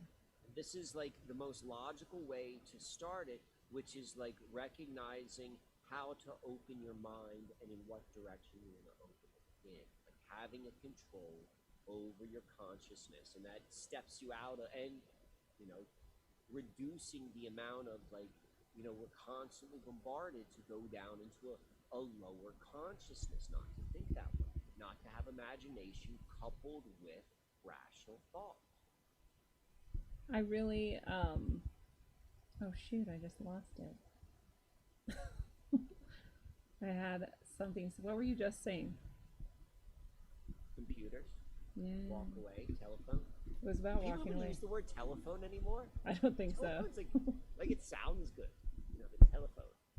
Shit. Oh, I was gonna say, recognizing, I think part of it too is recognizing the areas in yourself where you're not, where you've sort of like blocked off the possibility, the other possibilities. You know what I'm trying to say? Like where you have no imagination left is exactly the areas where you want to like go in and specifically reimagine things. Like if you've said like this, no matter what it is, like in any sphere of any of the things we're talking about, physical, mental, emotional, spiritual, all of it, if you have anything where you're like, this is just the way it is and that's the way it is, like those are the things I think we should all try to like intentionally take stock of. Like what are the things that I just have assumed, that this is all there is, or that this is the only way, or whatever. Then go in, like make that list of those things, or maybe you just come to them in the moment and you recognize them in the moment, however you can do it, and purposely reimagine something else, And one of the ways that I've seen this coming out a lot lately is people have been saying things like, it's very similar to the Lord of the Rings thing and the like human nature argument. People are like, well, the food supply is gonna crash and then people are just gonna start killing each other. And I'm like, why would you just jump to that? Like, why is that where your mind, like, recognizing that it's possible? Yeah, that's possible. It's possible the food supply will crash. It's possible that people will start killing each other. Why would you just like only go there? Why would you go there first? And why would you spend time there? Recognize it's possible and then go, okay, maybe the food supply might, kind of fall apart. There's still gonna be food in the world. How are we gonna, make it and get it to each other and share it and make sure everyone's okay? Like, do that instead. That's like a way better use of your time, and then you're like practicing imagination, whatever. I mean, I always go 2 steps further. I mean, that's me. I'm like, I'll throw this out. Like, the financial system is crashing. Imagine like, the good one. Yes. I mean, this is the one I come up with, is like, there isn't one. And you know what? You make your own friggin' money. Like, Yeah. you don't need money. No. You don't need money because you are already, you don't have to worry about housing. You don't have to worry about eating. Like, again, like, I don't know how. I'm just saying, like, this is what the golden age would look like. If you want to play imagination games, and if you go back into the system that you have been, that you're just looping back in. If you're going to open your imagination, open your friggin' imagination. If someone is stuck there, someone is stuck there. Open your you do it on purpose. Open your imagination. Yeah. Like that's not your your issue. You know, it's and this is what makes sense to me. I don't know if this is true. You know, all I know is we're all connected, and you just need to have a handful of people with the big imagination to carry everyone else, because if and when that imagination begins, and it's not imagination, it's embodiment, but it begins with imagination, as that becomes materialized because of the nature. I mean, this is just the way I think about it. Yeah. You know, this is my imagination on like what it would look and feel like. Is those people, like, it snaps them out. Yes. All they're doing is a reflection of the wide scale assault to their developmental system, where their survival, and it's universal. It's like everyone has had that experience because they've had these like contrived horrible events. You grow up in like a war-torn area, like, you know, how come there's a war there? Like, how did that happen? Like, people didn't ask for that, but it happened. Something else brought to it, and it has real effects upon the people who grew up in it. But we've all had those experiences, and when we hear like what you're talking about, like, you know, that's the reason why they do that, is so that people will just always go back to the survival. And it's like, it's so real. How do I know it's real? Because it's in my nervous system that is real. And, you know, that is it's a truth with a lowercase t. Like, yeah, it's true to your experience, but it's only true because, like, the capital T truth was not there, which is your inner truth is a reflection of your experience. And if you didn't have, if, like, universally, if there was a golden age of humanity, and there would not be that, there would be something immensely different about how we experience life. There could, like, competition would be very, very different. Like, this whole idea of creating survival anxiety. Creating survival, that doesn't even mean, like, that just means that no one has to worry about that, or at least everyone is in it 100% together. Like, there's a certain level, like, you know, go in your imagination and think of a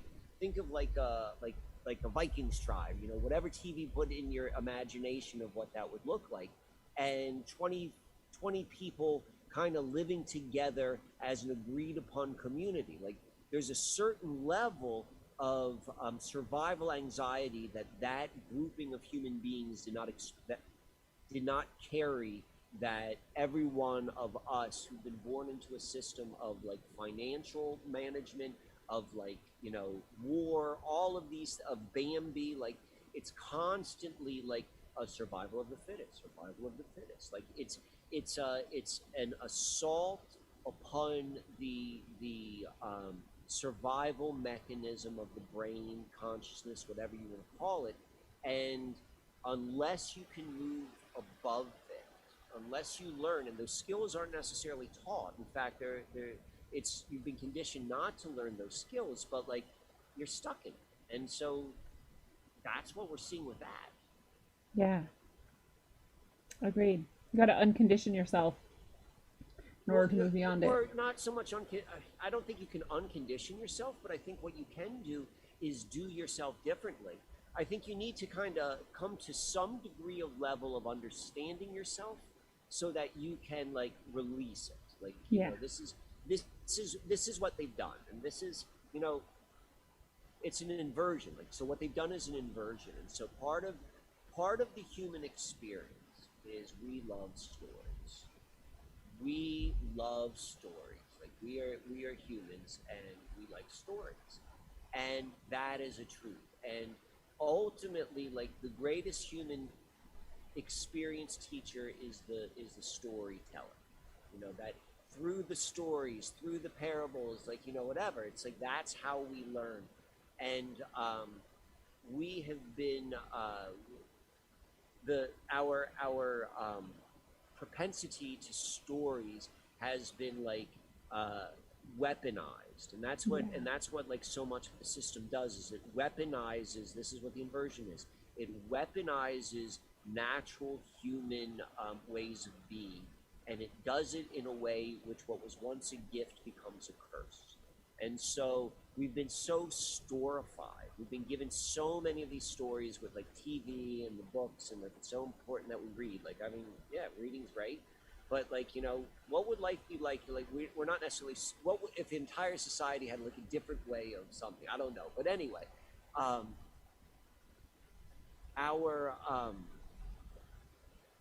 where's I going with the reading? I just lost it right there. There's something happening where we're losing it, Lindsay. I know. I don't know what it is.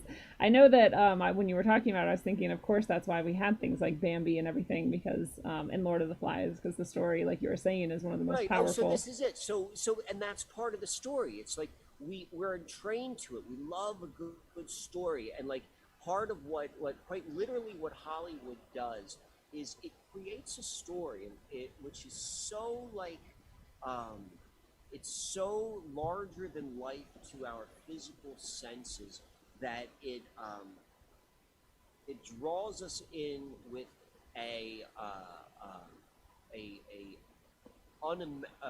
like a logarithmically greater capability of what our system had been accustomed to. And the flip of it, or like the feedback loop of that, is as you become sensitized to like the what a movie is like, or what like high definition TV. Like, I'm so disconnected from technology. Like that was the last time. Like, I don't know if there's like a new technology. In my mind, like that's like advanced TV, like high definition TV. Maybe yeah, I have no idea.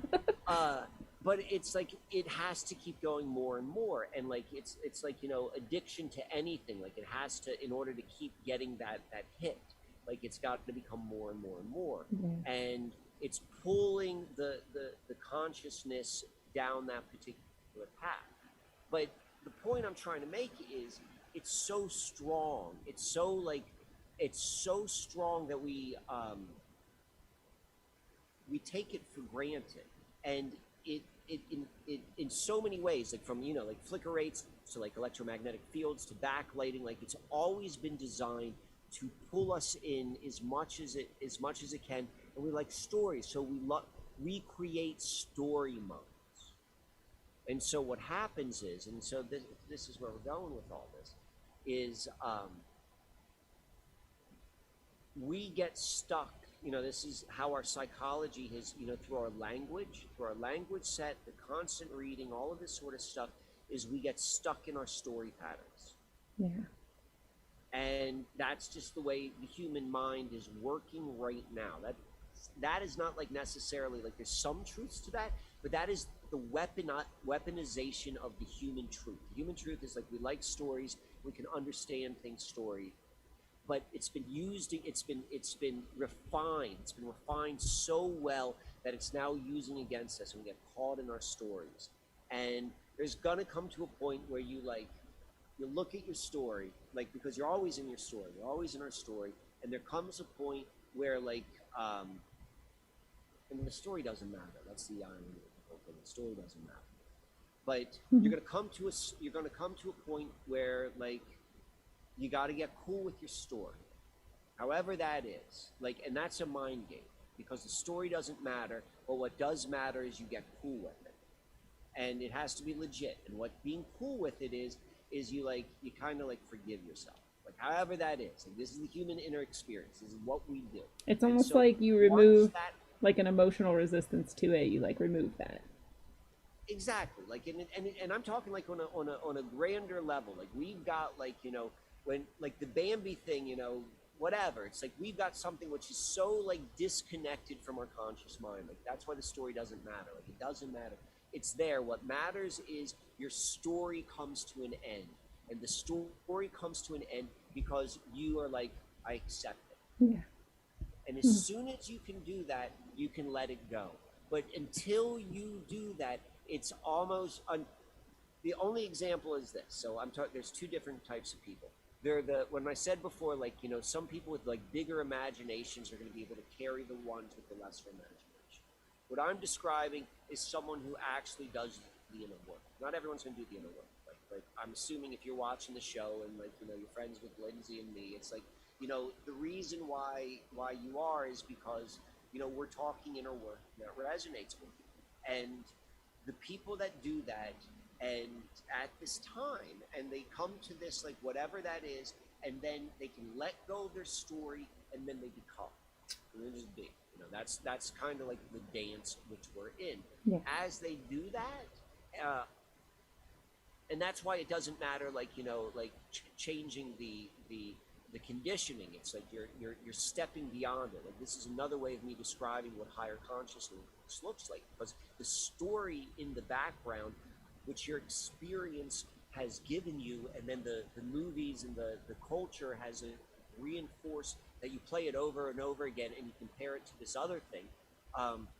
You have to let it go, and then when enough of us do it, all of the other knuckleheads who aren't doing any sort of work, they just are magically pulled up.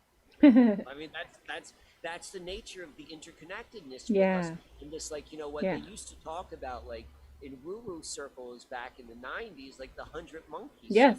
Thing. They'd be like, but that's what it is. Like, you know, there's a truth to that there's a truth to it. Yes. You know, and I think that happens through that network that we're talking about, or through that, like, getting closer than 6 feet apart and sharing that through our auric fields or whatever. And even fucking some Fox News guy that I watch every once in a while, some normie stuff, just to, like, you know, keep my finger on the pulse and see what's going on. This like funny Greg Gutfield is his name, and he was saying, he was like, I feel like what we understand now is that we're all in some way psychic, and he was describing how we all just kind of felt and knew that, like, this lockdown is over, we're ready to go back to work, and we didn't need to talk about it, we didn't like send out messages, so we all just knew. And I was like, this is so weird to hear like a mainstream Fox News guy talking about like a psychic, you know, gestalt of this feeling that just has now become true. I was just like, it was an incredible little moment.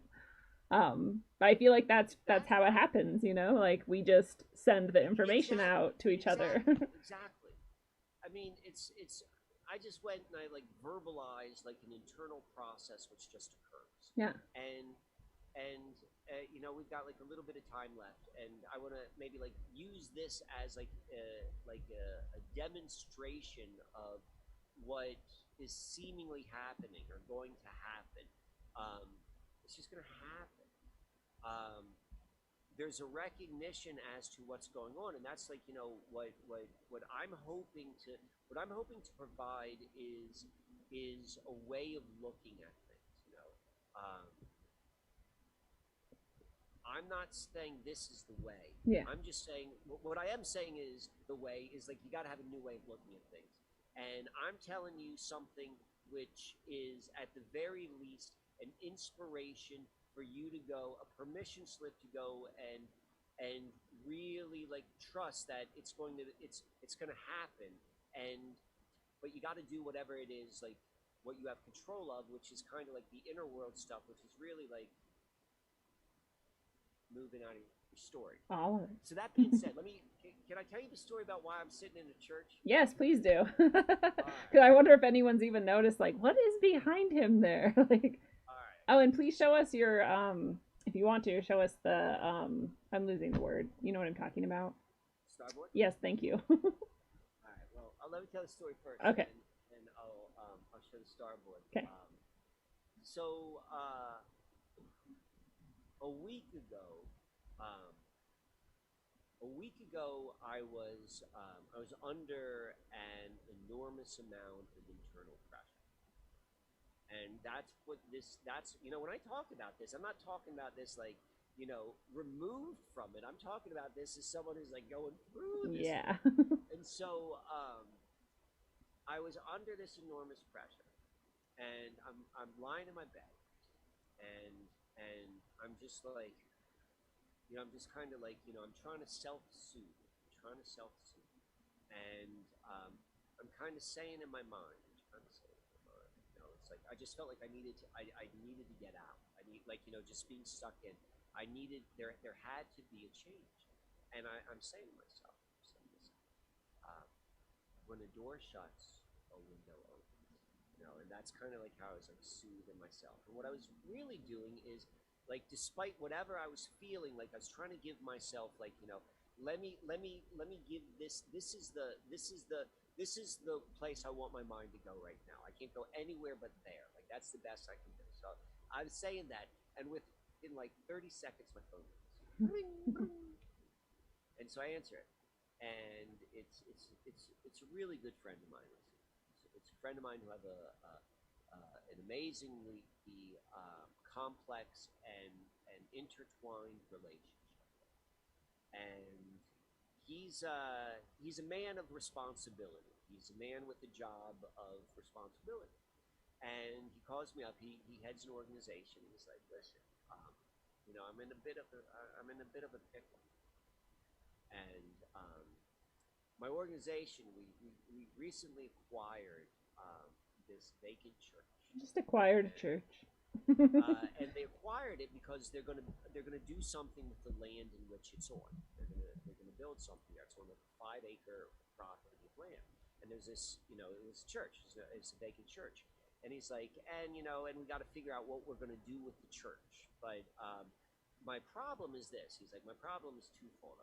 My pickle is twofold. One is, it's been vacant for about a month. The previous organization that was in the church has been out for some time, and we've had some, we've had some break-ins, and nothing major, but it's just like people with no place to sleep, homeless folks, and they saw a vacant church, and it makes sense. That's in theory, that's what a church is about. Like, if you don't have a place to stay, you should go to the church. Yeah. That's the human story. Like, there's a place that no matter what, no one is left behind. I mean, but anyway, so he's like, that being said, I'm an assistant, and my buddy's, I'm not saying he's a heartless guy. He's just like, we did not buy. Our intention is not to make this home. Yeah. So he's like, and there's like. It's a big church. There was a school in the basement, and there's tons of desks and chairs and just like all of the things which a church would have. And there's a lot of trash, and we want to organize it. We want to just auction off the stuff like in a big lot, like 70 chairs and 50 desks and all that sort of stuff. And so we've got 60 days to do it, and I need someone who can be on the premises and be there every single night. And I need them there for 60 days. And it's going to be hard because for liability reasons, only this person's allowed in. No one else is allowed in, but I'm going to make an exception for you. Blood relatives are allowed. Blood relatives are allowed in. He knows I have 2 sons. And you can go out during the day, but I'm going to need you to go and organize get the building ready for the auction, and clean it up and organize everything. I'll pay you for that. I'll pay you, some nominal dollar amount. I'll pay you, and you work 40 hours a week. You pay you 40 hours a week, and but you need to be there for the full every 60 night, and no one can come in. And it's an enormous building. And I was lying in my bed, and the adage, which is like, be careful what you wish for, you may just get it. And I'm looking. I'm just like looking at my life, and like everything which is happening in my personal life, like moving to a church by by myself, Yeah. like a vacant friggin' church, which no one is allowed in. Like literally, like they can't come in except for my sons. Yeah. You know, I have not. I moved out of the house with their mother 5 or 6 years ago, and that's when my personal journey like really like began. Yeah. And I had an immensely close, unusually close relationship with my sons, and you know, this is our life, you know, and this is our world. That's a better way of saying it. This is our world. And this was my life, and I had to leave the house. Like there's no way around it. Like, and it brought me to this exact moment. But it's affording me an opportunity because my boys can't go to school because you know all the schools are closed down. They used to go to a school which was anti-computer. Rad. So, like the whole school was like known, like that's what was known for. You go there, that's computer. Do you know how to use a phone? You know that would be like. I love it. And like suddenly the school is like a computer school. But anyway, Ah. so I'm in this church. I sleep in one of the executive offices, and next there are 2 other offices, and I set it up, and my boys get to go and they do their schoolwork, and I'm downstairs, like you know, doing my work, organizing everything. I've got all the time in the world. Like I've been putting out a lot of content lately, and I've really like increased the amount of different like people who I'm working with, and you know, I'm also going through my own transformation, my own change. Clearly. And I'm approaching this exactly, or I approached it. You know, I've been in here for a week now. I've approached it like when I went to Peru in 2011, and for an ayahuasca retreat. I've taken ayahuasca once since then. I took it when I was down for 2 weeks in Peru, and then once since. And my approach back then was I didn't know what I was stepping into, but I knew I was going to come out the other side a different person. Yeah. And the consideration and you know everything about this, it just kind of like it makes sense. And so I was like, I'm going to do it. And it's both like one of the most difficult things I've ever done, and at the same time, like I'm seeing like the whole thing of the solution is in the problem. The gold is in the difficulty. This has been my reality in like the grandest way. And the reason why I'm sharing this story is I don't think I'm unique. I think that this is like you know how we said it just happens. You know, this might be a over the top example, but something's happened. Something you said it yourself, that Fox News, what you're experiencing. Like I don't know when it's going to happen. I don't know what it's going to look like, but despite everything which I am seeing on the news, I'm seeing more alignment. Some of it's very uncomfortable, but it is actual alignment and truth. I'm seeing it more so now, and I've been looking for this stuff like, you know, that's my thing, my entire life, and it is ratcheting up. And I don't have an anxiety in the world. I don't have an anxiety in the world, and it's because I'm experiencing it. And when I share this, so people can begin to look at their lives that way. Yeah. And just start looking at it and holding that lens, because this is what it looks like. This is what it looks like. You know, it's strange and it's like perfect. It's perfect. I mean, that's one of the key things is the perfectedness of it. That doesn't mean that it's easy. No. It just means like this makes perfect sense because everything in my life has prepared me for this. Yes. I like when we talked last time, I feel like it's an apt metaphor that you're like, you're in like the cave now. Like you've gone into the cave, you're secluded, solitude, you know, enforced. And like you said, you're going to come out the other side. Favorite analogy? Yes. All right. Are you familiar with the book or the movie The Man in the High Castle? No, I've heard about it so much, so I understand the basic premise, but I am not familiar with it. So there's a character in that book, The Man in the High Castle. He's actually not the main character, but in terms of like action, but in terms of like what he represented, he was the main character, and what he did was it was a world, an alternative reality world where the Nazis had won the war and the United States was under like half Nazi, half Japanese control. And the man in the high castle, what he would do is for the resistance. He would put out like the resistance was more or less all they had were these movies that this man in the high castle put out. And what the movies were, they were like newsreels, which we know, which you know, modern people, you and me, and people who grew up in this culture where the United States won, or you know, is said to have won World War II. You know, we're seeing these newsreels, and it was really interesting the way they did that in terms of like a technique of making the idea stick.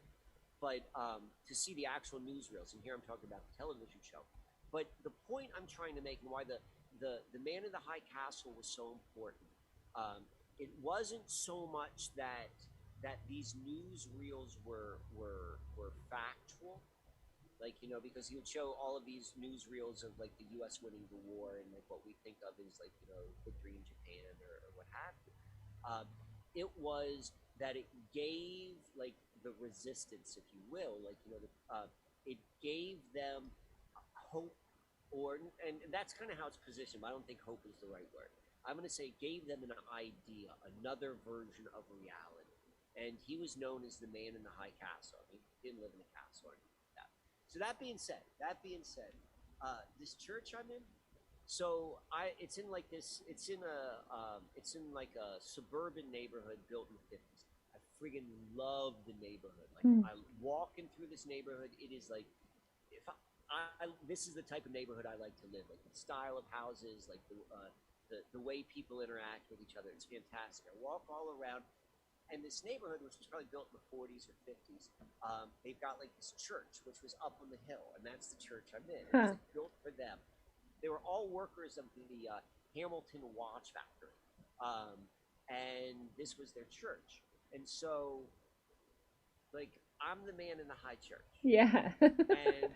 And when I tell these stories, like, you know, it's more, I see them more so when I tell these stories of like Tataria, like, you know, the golden age of humanity, and like paint these pictures of like how we could be.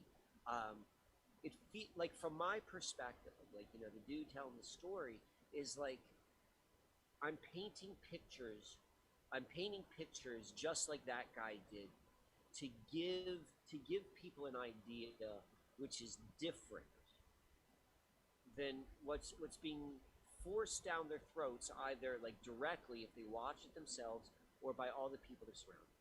So, you know, I like to think of myself in the high castle. I love it. I love that idea of providing these windows for people to look through that can help them transform, you know, the way that they imagine, which is the key. Well, That's beautiful. It's like, you know, everything in your life has brought you to this point, and all of the worst things, you know, all of the things that have caused all your problems. And whatever your problem is, it's whatever you're working with right now. Yeah. What has caused that, there has been like an unconscious tendency which has caused that problem. This is just how we work. And then when you kind of see what that is and you identify that and you know it, and then so you can let go of it. But the truth of the matter is, you've learned an amazing skill, which is actually, it's your best, it's your superpower. It's being expressed in a shadow, unconscious way. But when you can begin to see what it is that you learn, like as you shed like your stories, you're left with the true gift of what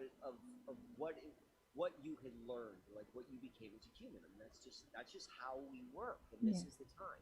Can I give you a tour? Please do. Can I? This is really hard for me to do, like to move around and to keep the web camera. Can I ask one quick thing? Is what you were just describing sounds to me like the whole message of Chiron or whatever, the wounded healer, right? You're kind of like releasing all that, and then that is actually like the gift. Okay.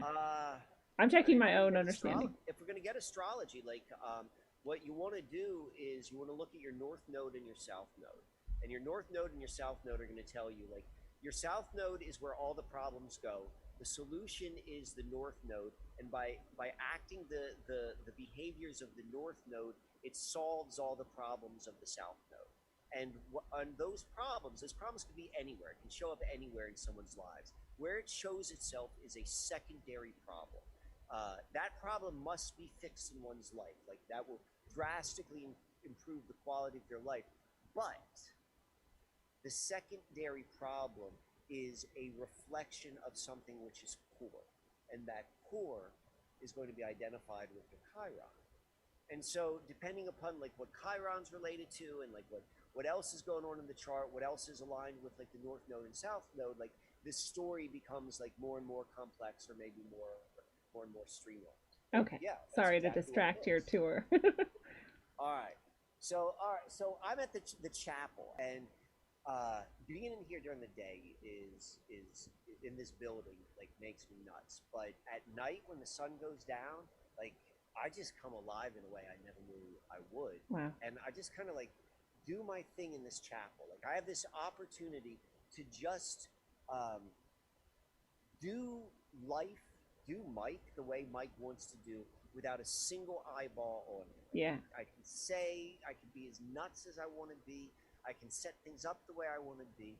And this chapel just does it for me. Like I set up like right here, you can see like this is the starboard. Awesome. This is like all of the stuff I like, you know?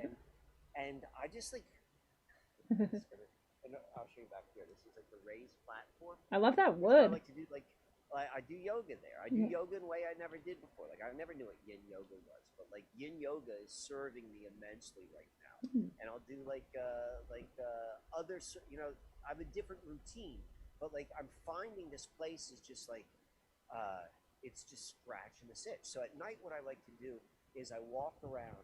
This is gonna sound bad. So I mean, You're no more nuts than I am. I guarantee that.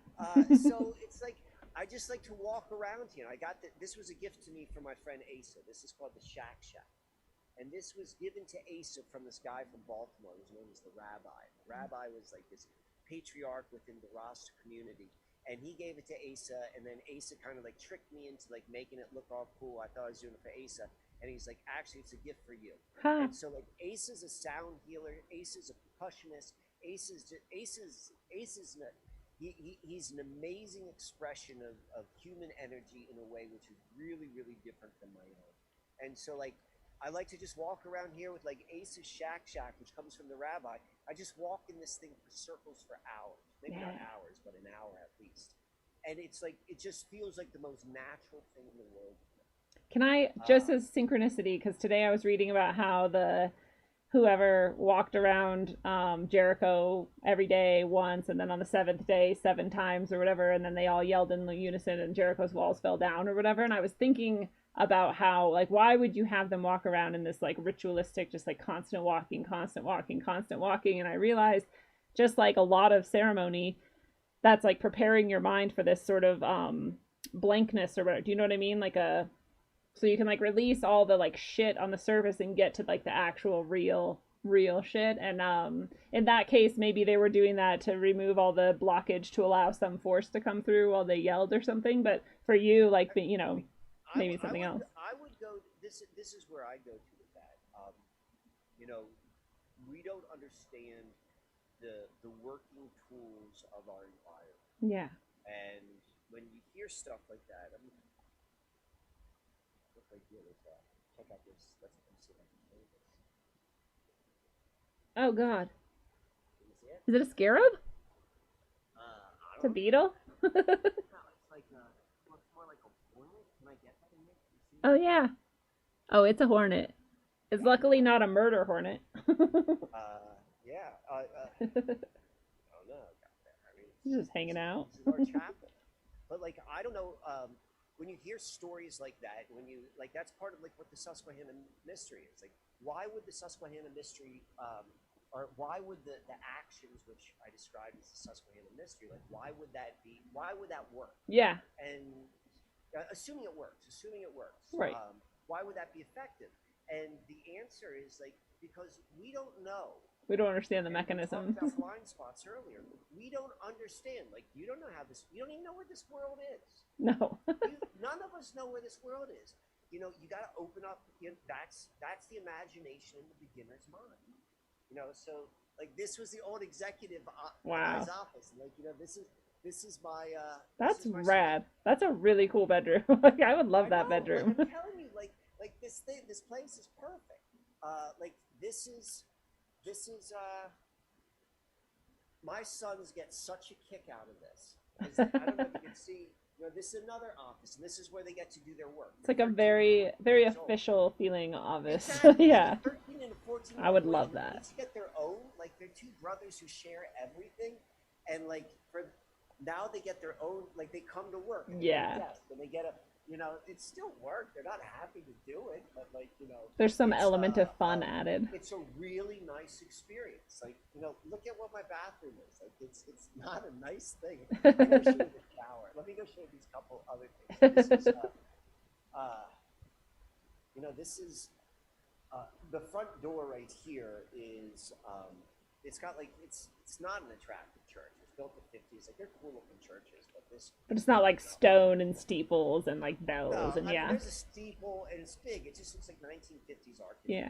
I mean, the chapel's nice. The Yeah. chapel's got 40 ceilings. Like, that's It's awesome. pretty rad. So this is my kitchen. Like, I've got like this big like, Wow. kitchen. You have a huge kitchen. I love that it's like you basically live in a mansion now. But there's no like cooking supply. There's weird cooking supply. It's like cooking supplies for mass people. I think you're breaking up a little. I mean, look at this. This is. I'm not going to put that out there, but it's like, you know, it's. I don't even know where these are. I love that you just have random adventures in life that are like super unique. Like you're working with the Amish and now you're living in a church.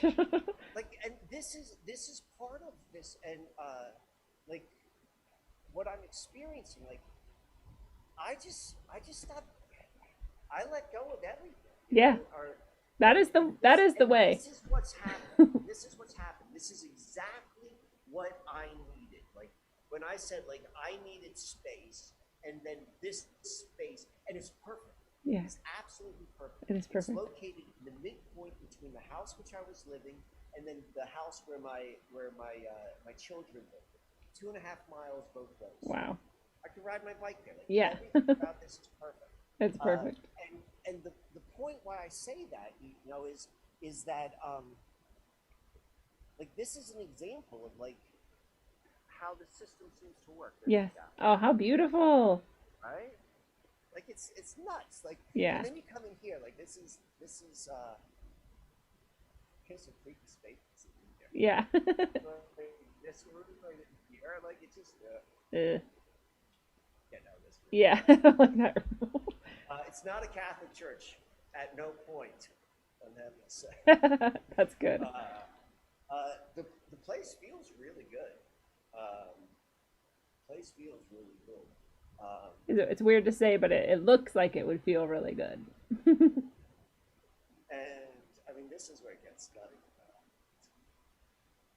I know you're saying like earlier, like, I'm not telling you the way and I don't, you know, whatever, but I actually do. I think you're showing that there is a way, and this is possibly like one of the ways. Oh no, I think we lost you. See if it comes back. It's probably bad in the basement. It probably gets cut off from the internet. I don't even know if you could hear me. Can you hear me? Yeah, I went too far away. I couldn't show you the shower. Dang. The shower is the best part. That's not meant to be on air. Apparently not. Apparently not. It sounded interesting. So, you know, this is how I find myself is the man in the high church. Yeah. I'm on day. I've got 51 more days, I think. It's like, do you feel like, because I feel like, I mean, for me at least, like having to talk to you right before I think you were started, but you were just moved in or something, and then now I feel like it's going fast. Yeah. gonna be gone before you know it. I was just imagining, like, I wonder if there's a situation where you end up like staying there somehow, but that's probably not very tenable. I don't know if it's gonna. We'll see how it goes. Like, Who knows? I'm thinking. I'm trying to only think about it one day at a time because it's lonely in here. Yeah. You know, and I'm like day 9. Like I can imagine what day 38 would look like. And Yeah. I'm like, what? I've got 22 days in front of me. Yeah.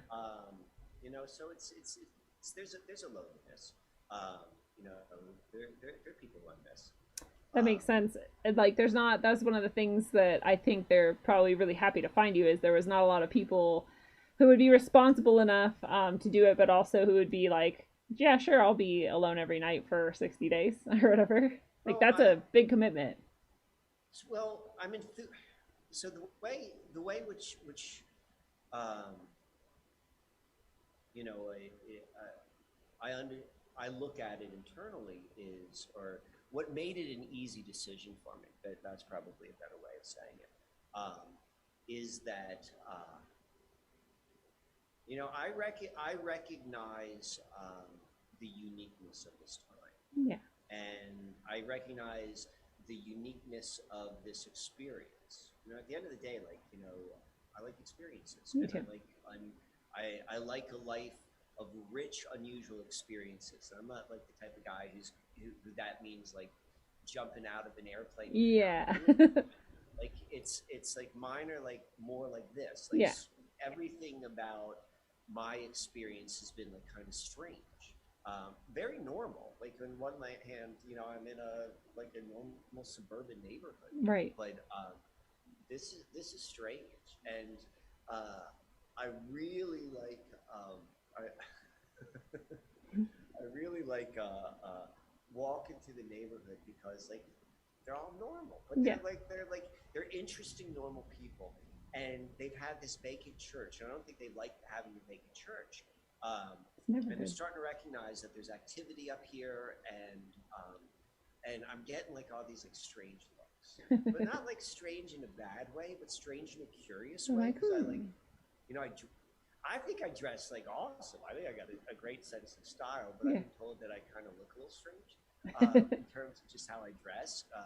And I've got the best walking stick in the world, and I walk through.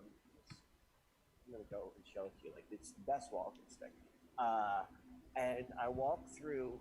I like to walk through the neighborhood, and I like hold the stick. Like, you know, they're not used to seeing like a person walking with a stick. Yeah. And I'm spinning it on my hand, and like I got my headphones on because I usually like to listen to what do they call it? Isochronic and binaural beats. Like, that's my favorite way to walk. Yeah. So here's the stick. The stick is awesome, right? Oh, that is so cool. It's like wood, and then I put a layer of I mean, this is the technique. So it's light, but it's immensely hard and strong. And so what happens is this was wood. I covered it with glue and then put sand all over it. So there's one layer of just like sand from a beach, and I stained it. And I made it look attractive, look like wood. But when sand and wood glue dry, it's like cement. So it's like a layer of cement that's a 32nd of an inch thick. Wow. So it's like, this thing is tough. Yeah. I got like this is the business end. That's cool. Shell right here. It's like really like heavy duty. I got my leather strap. And so like walk through the neighborhood. That's awesome. And so like that's what this time is. Like it's you know, for me at least, is like really embracing you know, what I'm doing here is like, you know, I'll just call it the uniqueness of my expression, you know, in a way I've never done before. But this seems like a very important time, and I'm doing it like under the guise of under the cover of a church, and like I'm doing like real like a real service, sacred work. Yeah. And so it's completely in alignment with my life. Like it's not there's no part of contradiction. And so That's I don't think I'm unique. I think I'm unique in the fact that I can tell the story on a grand level, but I'm not the only person who's experiencing this degree of perfection in their life in the most mundane ways. And it's by following that and filling your mind with what you want to fill, and then like moving off your stories, and it's like it's unfolding right before us. That is the most perfect way I have heard it expressed. That's exactly it. That perfection in the mundane, and following that, exactly that. I love it. Well, I guess that is then a perfect time to wrap things up. But I really want you to share where people can find more of you. I know you've been producing more awesome content. You already have tons of awesome content. So where can people access that and get in touch with you? And also possibly get a starboard reading, which I always recommend. They're amazing ceremonies to partake in. So all of that. Well, thank you for that opportunity to Share. share that information. So I have been putting out a lot of good content. The historical content is fantastic. Yeah. The latest content is much more like I went more in depth with you than I did in that content in terms of like what's going on, or at least my approach about it. But that can be found at Susquehanna Alchemy on YouTube. Um, that's probably like where the best content I like, the no cost content. There's an Instagram, but right now, like I've just got my hands full making these with other work that I'm not doing any like original content on the Instagram anymore. I'm just posting links to the YouTube there. Yeah. You could go to susquehannaalchemy.com. I've got a couple really, really neat things there going on now. So the first thing is I call it an art journey guided meditation. It's an 18-minute guided meditation. And it's really well done. I worked with the sound healer Crystal Sites, and basically what it is like I used a piece of artwork I made a long time ago, and I did this a long time ago. I've only done it live in the past, and the reason I did it in a digital format. But through like a guided meditation style, I'll tell a story. I basically use the exact same techniques which Hollywood uses or knows in order to create neural pathways within a person. So what that is I create like a very, very like engaging story. But as opposed to Hollywood, what they're doing is they're creating an engaging story for your neocortex, your upper part of your brain, and they're like totally like putting stuff in the deeper part of your brain. Yeah. Oh, pay attention up here as I'm like doing all this stuff down there. Yeah. So I'm doing it kind of opposite, and I'm telling a story which you can lose yourself into. Because it's a guided meditation, there's like this sound healer in the background, and she's got the most amazing voice. And you're like brought along into the story. You're just kind of like paying attention to, like you're not going to pay attention to, but you're going to follow along. And what the story is, and what the guided meditation is, it's called Facing Fear, Cultivating Courage. And what that is it's a way, in this very joyful way. So at the very conclusion, like I tell the story and then I show this picture, like the piece of art. And the piece of art doesn't really have a context until you heard the story, and then you look at then you see the piece of art, and then the reason why I do it that way is I've given you a visual anchor, you have an audio anchor, and you have the story itself. The story is not so engaging that you move out of like your deep meditative state. Yeah. And what happens is the story is the experience, just this real simple experience of like doing something which was once intimidating, and like going through and and the reason why you did that, it doesn't matter, like everyone is in that boat right now. Everyone's intimidating is unique to that, and everyone's going to be faced with that. The reason why you would listen to this art journey guided meditation is you're practicing building new neural pathways. This is the technique, and it's done in this beautiful way. So I'm really, really excited about that. Just put that on the website, and so that can be downloaded. And then I also I stopped doing the starboard sessions. Oh. It's too draining, and Yeah. all I have on the board, all I have up there is the position of the current position of the planets. Like Oh, there is a nonstop reflection down there of what's in the heavens. I love But, that because that's where but you're at right now.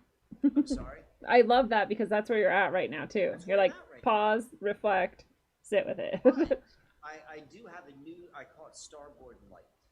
And so what that is if you're interested, like, I mean, this is my personal opinion that, this is a worldwide initiation. Like no matter how you look at it, it's Yeah. a worldwide initiation. And it's my take that for, those of us that this makes sense. That's how like it's for you because it makes sense. For those of us that are, they're moving into a higher consciousness. This is exactly what it looks like, and it's very tangible. And this is what you do. For those of us who are like that, like whatever's coming up in your life, wherever you're seeing the anxiety, those regular ways, like people I live with, or I'm afraid of, like I don't have enough food, or my relationship, or my kids, or my whatever it is, and Right. wherever it's coming up, like what that is where the goal is. Like that's your story. And so the starboard light is a person fills out an in-depth intake form, like 15, 20 questions. Name 3 experiences you've been pushed to your limits. Like questions like that, or describe 3 experiences. And then they give me their birth information, and I read through the chart. I read through like their questions or their answers, and I look at their chart. And then we have an hour-long Zoom conversation. And tell me about what's going on in this world or in their lives, and I help them see both from an astrological level, which is then grounded in like objective reality, and then from experiential, like I gather enough information in listening to their story that are reading through it, and I'm just good at like pattern recognition. Where like, oh, this is what I'm seeing. Like I can see this, and this is why, like this is your tendency. Like your tendency is this one as opposed to that one because you see this, your Mars, it's right there. And when your Mars is right there, this happens. If it was here, you would have done something else. You can logically like kind of like settle into like, okay, that makes sense. So I call it starboard light because there's a degree of astrology, but it's really just talking through and identifying the patterns which have been throughout life, which are coming to a head right now, so you can learn your story for the sole purpose of forgetting. And so both that, the starboard light, and the guided meditation that we found on my website, Susquehanna Alchemy, and that's a great way to support me because I think we all need to support. Yeah. And then also, if you just want to, you want to support me for just supporting me, you can go to subscribestar.com, and that's at Susquehanna. Awesome. I really like. Here's the thing. So I've got like 25 subscribers. Yeah. I'm trying to do the best job. And I put out there when I get to 50, so I'm 25 away, I'm gonna do a raffle, and so this is just one of my walking sticks. Ooh. The walking stick. Yeah. And I'm one of those 50 are gonna get a walking stick. That's I awesome. know which one it is. I don't have it with me right here, but I'll mail that to them. So like, if you're thinking about it, that's an incentive. That's cool. I like that incentive. Yeah. Yeah, that's excellent. I really like that guided meditation that you describe for so many reasons, and I hope people go check that out. I haven't yet, but I'm going to. And I really like the Starboard Light session too because it's very personalized still and very informative, but it can be sort of what's the right word, like dynamic almost. It's a different experience, but it's a cool idea. It's very fluid. Yeah. The starboard ceremony is completely static. Like I record it and I send you like a tape. Yeah. Which is amazing. But yeah, this is a cool take on that. This is much. If you would like order starboard, like I've still got like a whole bunch I need to work through, and there's probably right now like a 2-month backlog because I just can't move through them very quickly. Yeah. And I want to work with people, and now is a perfect time to work. And the starboard light is something which I can do usually like if you order it within a week or two, like we can schedule something right away. As soon as like I get that intake form in, then I can go and schedule something. That's excellent. Well, thank you for sharing that. And fellow travelers of the path, it is a beautiful thing. This has been your analog, electric, concentric dose of wisdom, according to the ever amazing Michael Wann. Michael, it's been really cool to have you back on Rogue and catch up. And thank you for sharing all of this with us. Well, it's a pleasure to be here. Hopefully people are listening. I don't know. Like, oh, people love it. Already in the chat, people have been excited and happy, and I think you've gained some new followers. So good. Excellent. Well, it was a lot of fun, and thank you for having me. Awesome. I hope to hear from some of you. Yes, absolutely. And we'll have you back again sometime, I'm sure. Perfect. Definitely within the 60 days. You got to check up on. Yeah, true. Towards the end. Yeah, like day 45, day 50. That'd be awesome. I don't know if I can grow a full beard, but we'll see. Anything could happen in the space of 60 days in the church, in the sanctuary. Fair point. I love it. Well, the network of interconnected nodes and threads that tie us all together in a limitless fabric of light can do nothing but grow and shine brighter. This network is not imaginary. It is indestructible. It can atrophy and become lost from our sight, but it never disappears once built. Every communication you ever create can connect further nodes and build this network. Every bit of eye contact, every shared smile, every gesture we make reinforces and utilizes aspects of our net. We cast it wide and haul in the bounty to keep our most sacred possession, our only possession, sustained and thriving, and that is our soul. Our soul grows larger as the sacred structure develops, and nothing can stop us. So until you learn to weave purposefully and constantly, travel well, aim for balance, and always look inside first. Mwah. It's a one-on-one lesson, so do your homework. Make your dome hurt while up on earth. My bones are blessed from holy dirt. Vibes manifested to words that told me search for verbs and adjectives to describe birth. Worth more than one can speak, while the tongue beats a weak, a sour taste in your mouth, bittersweet. Words can also kill you when you sleep. Mind condition, low frequencies while the subconscious mind listens. I can tell a vision filled with lies, disguised as truth, and spread it like the word to the youth. Watch the tube. A place where the God gets booed is sorcery. To recreate a God forgery does more than meets the eye. Not too many know. Just hear me flow like the eye of Horus Penio. Yeah, not ready to leave until we believe we're free to go. You hear me, yo?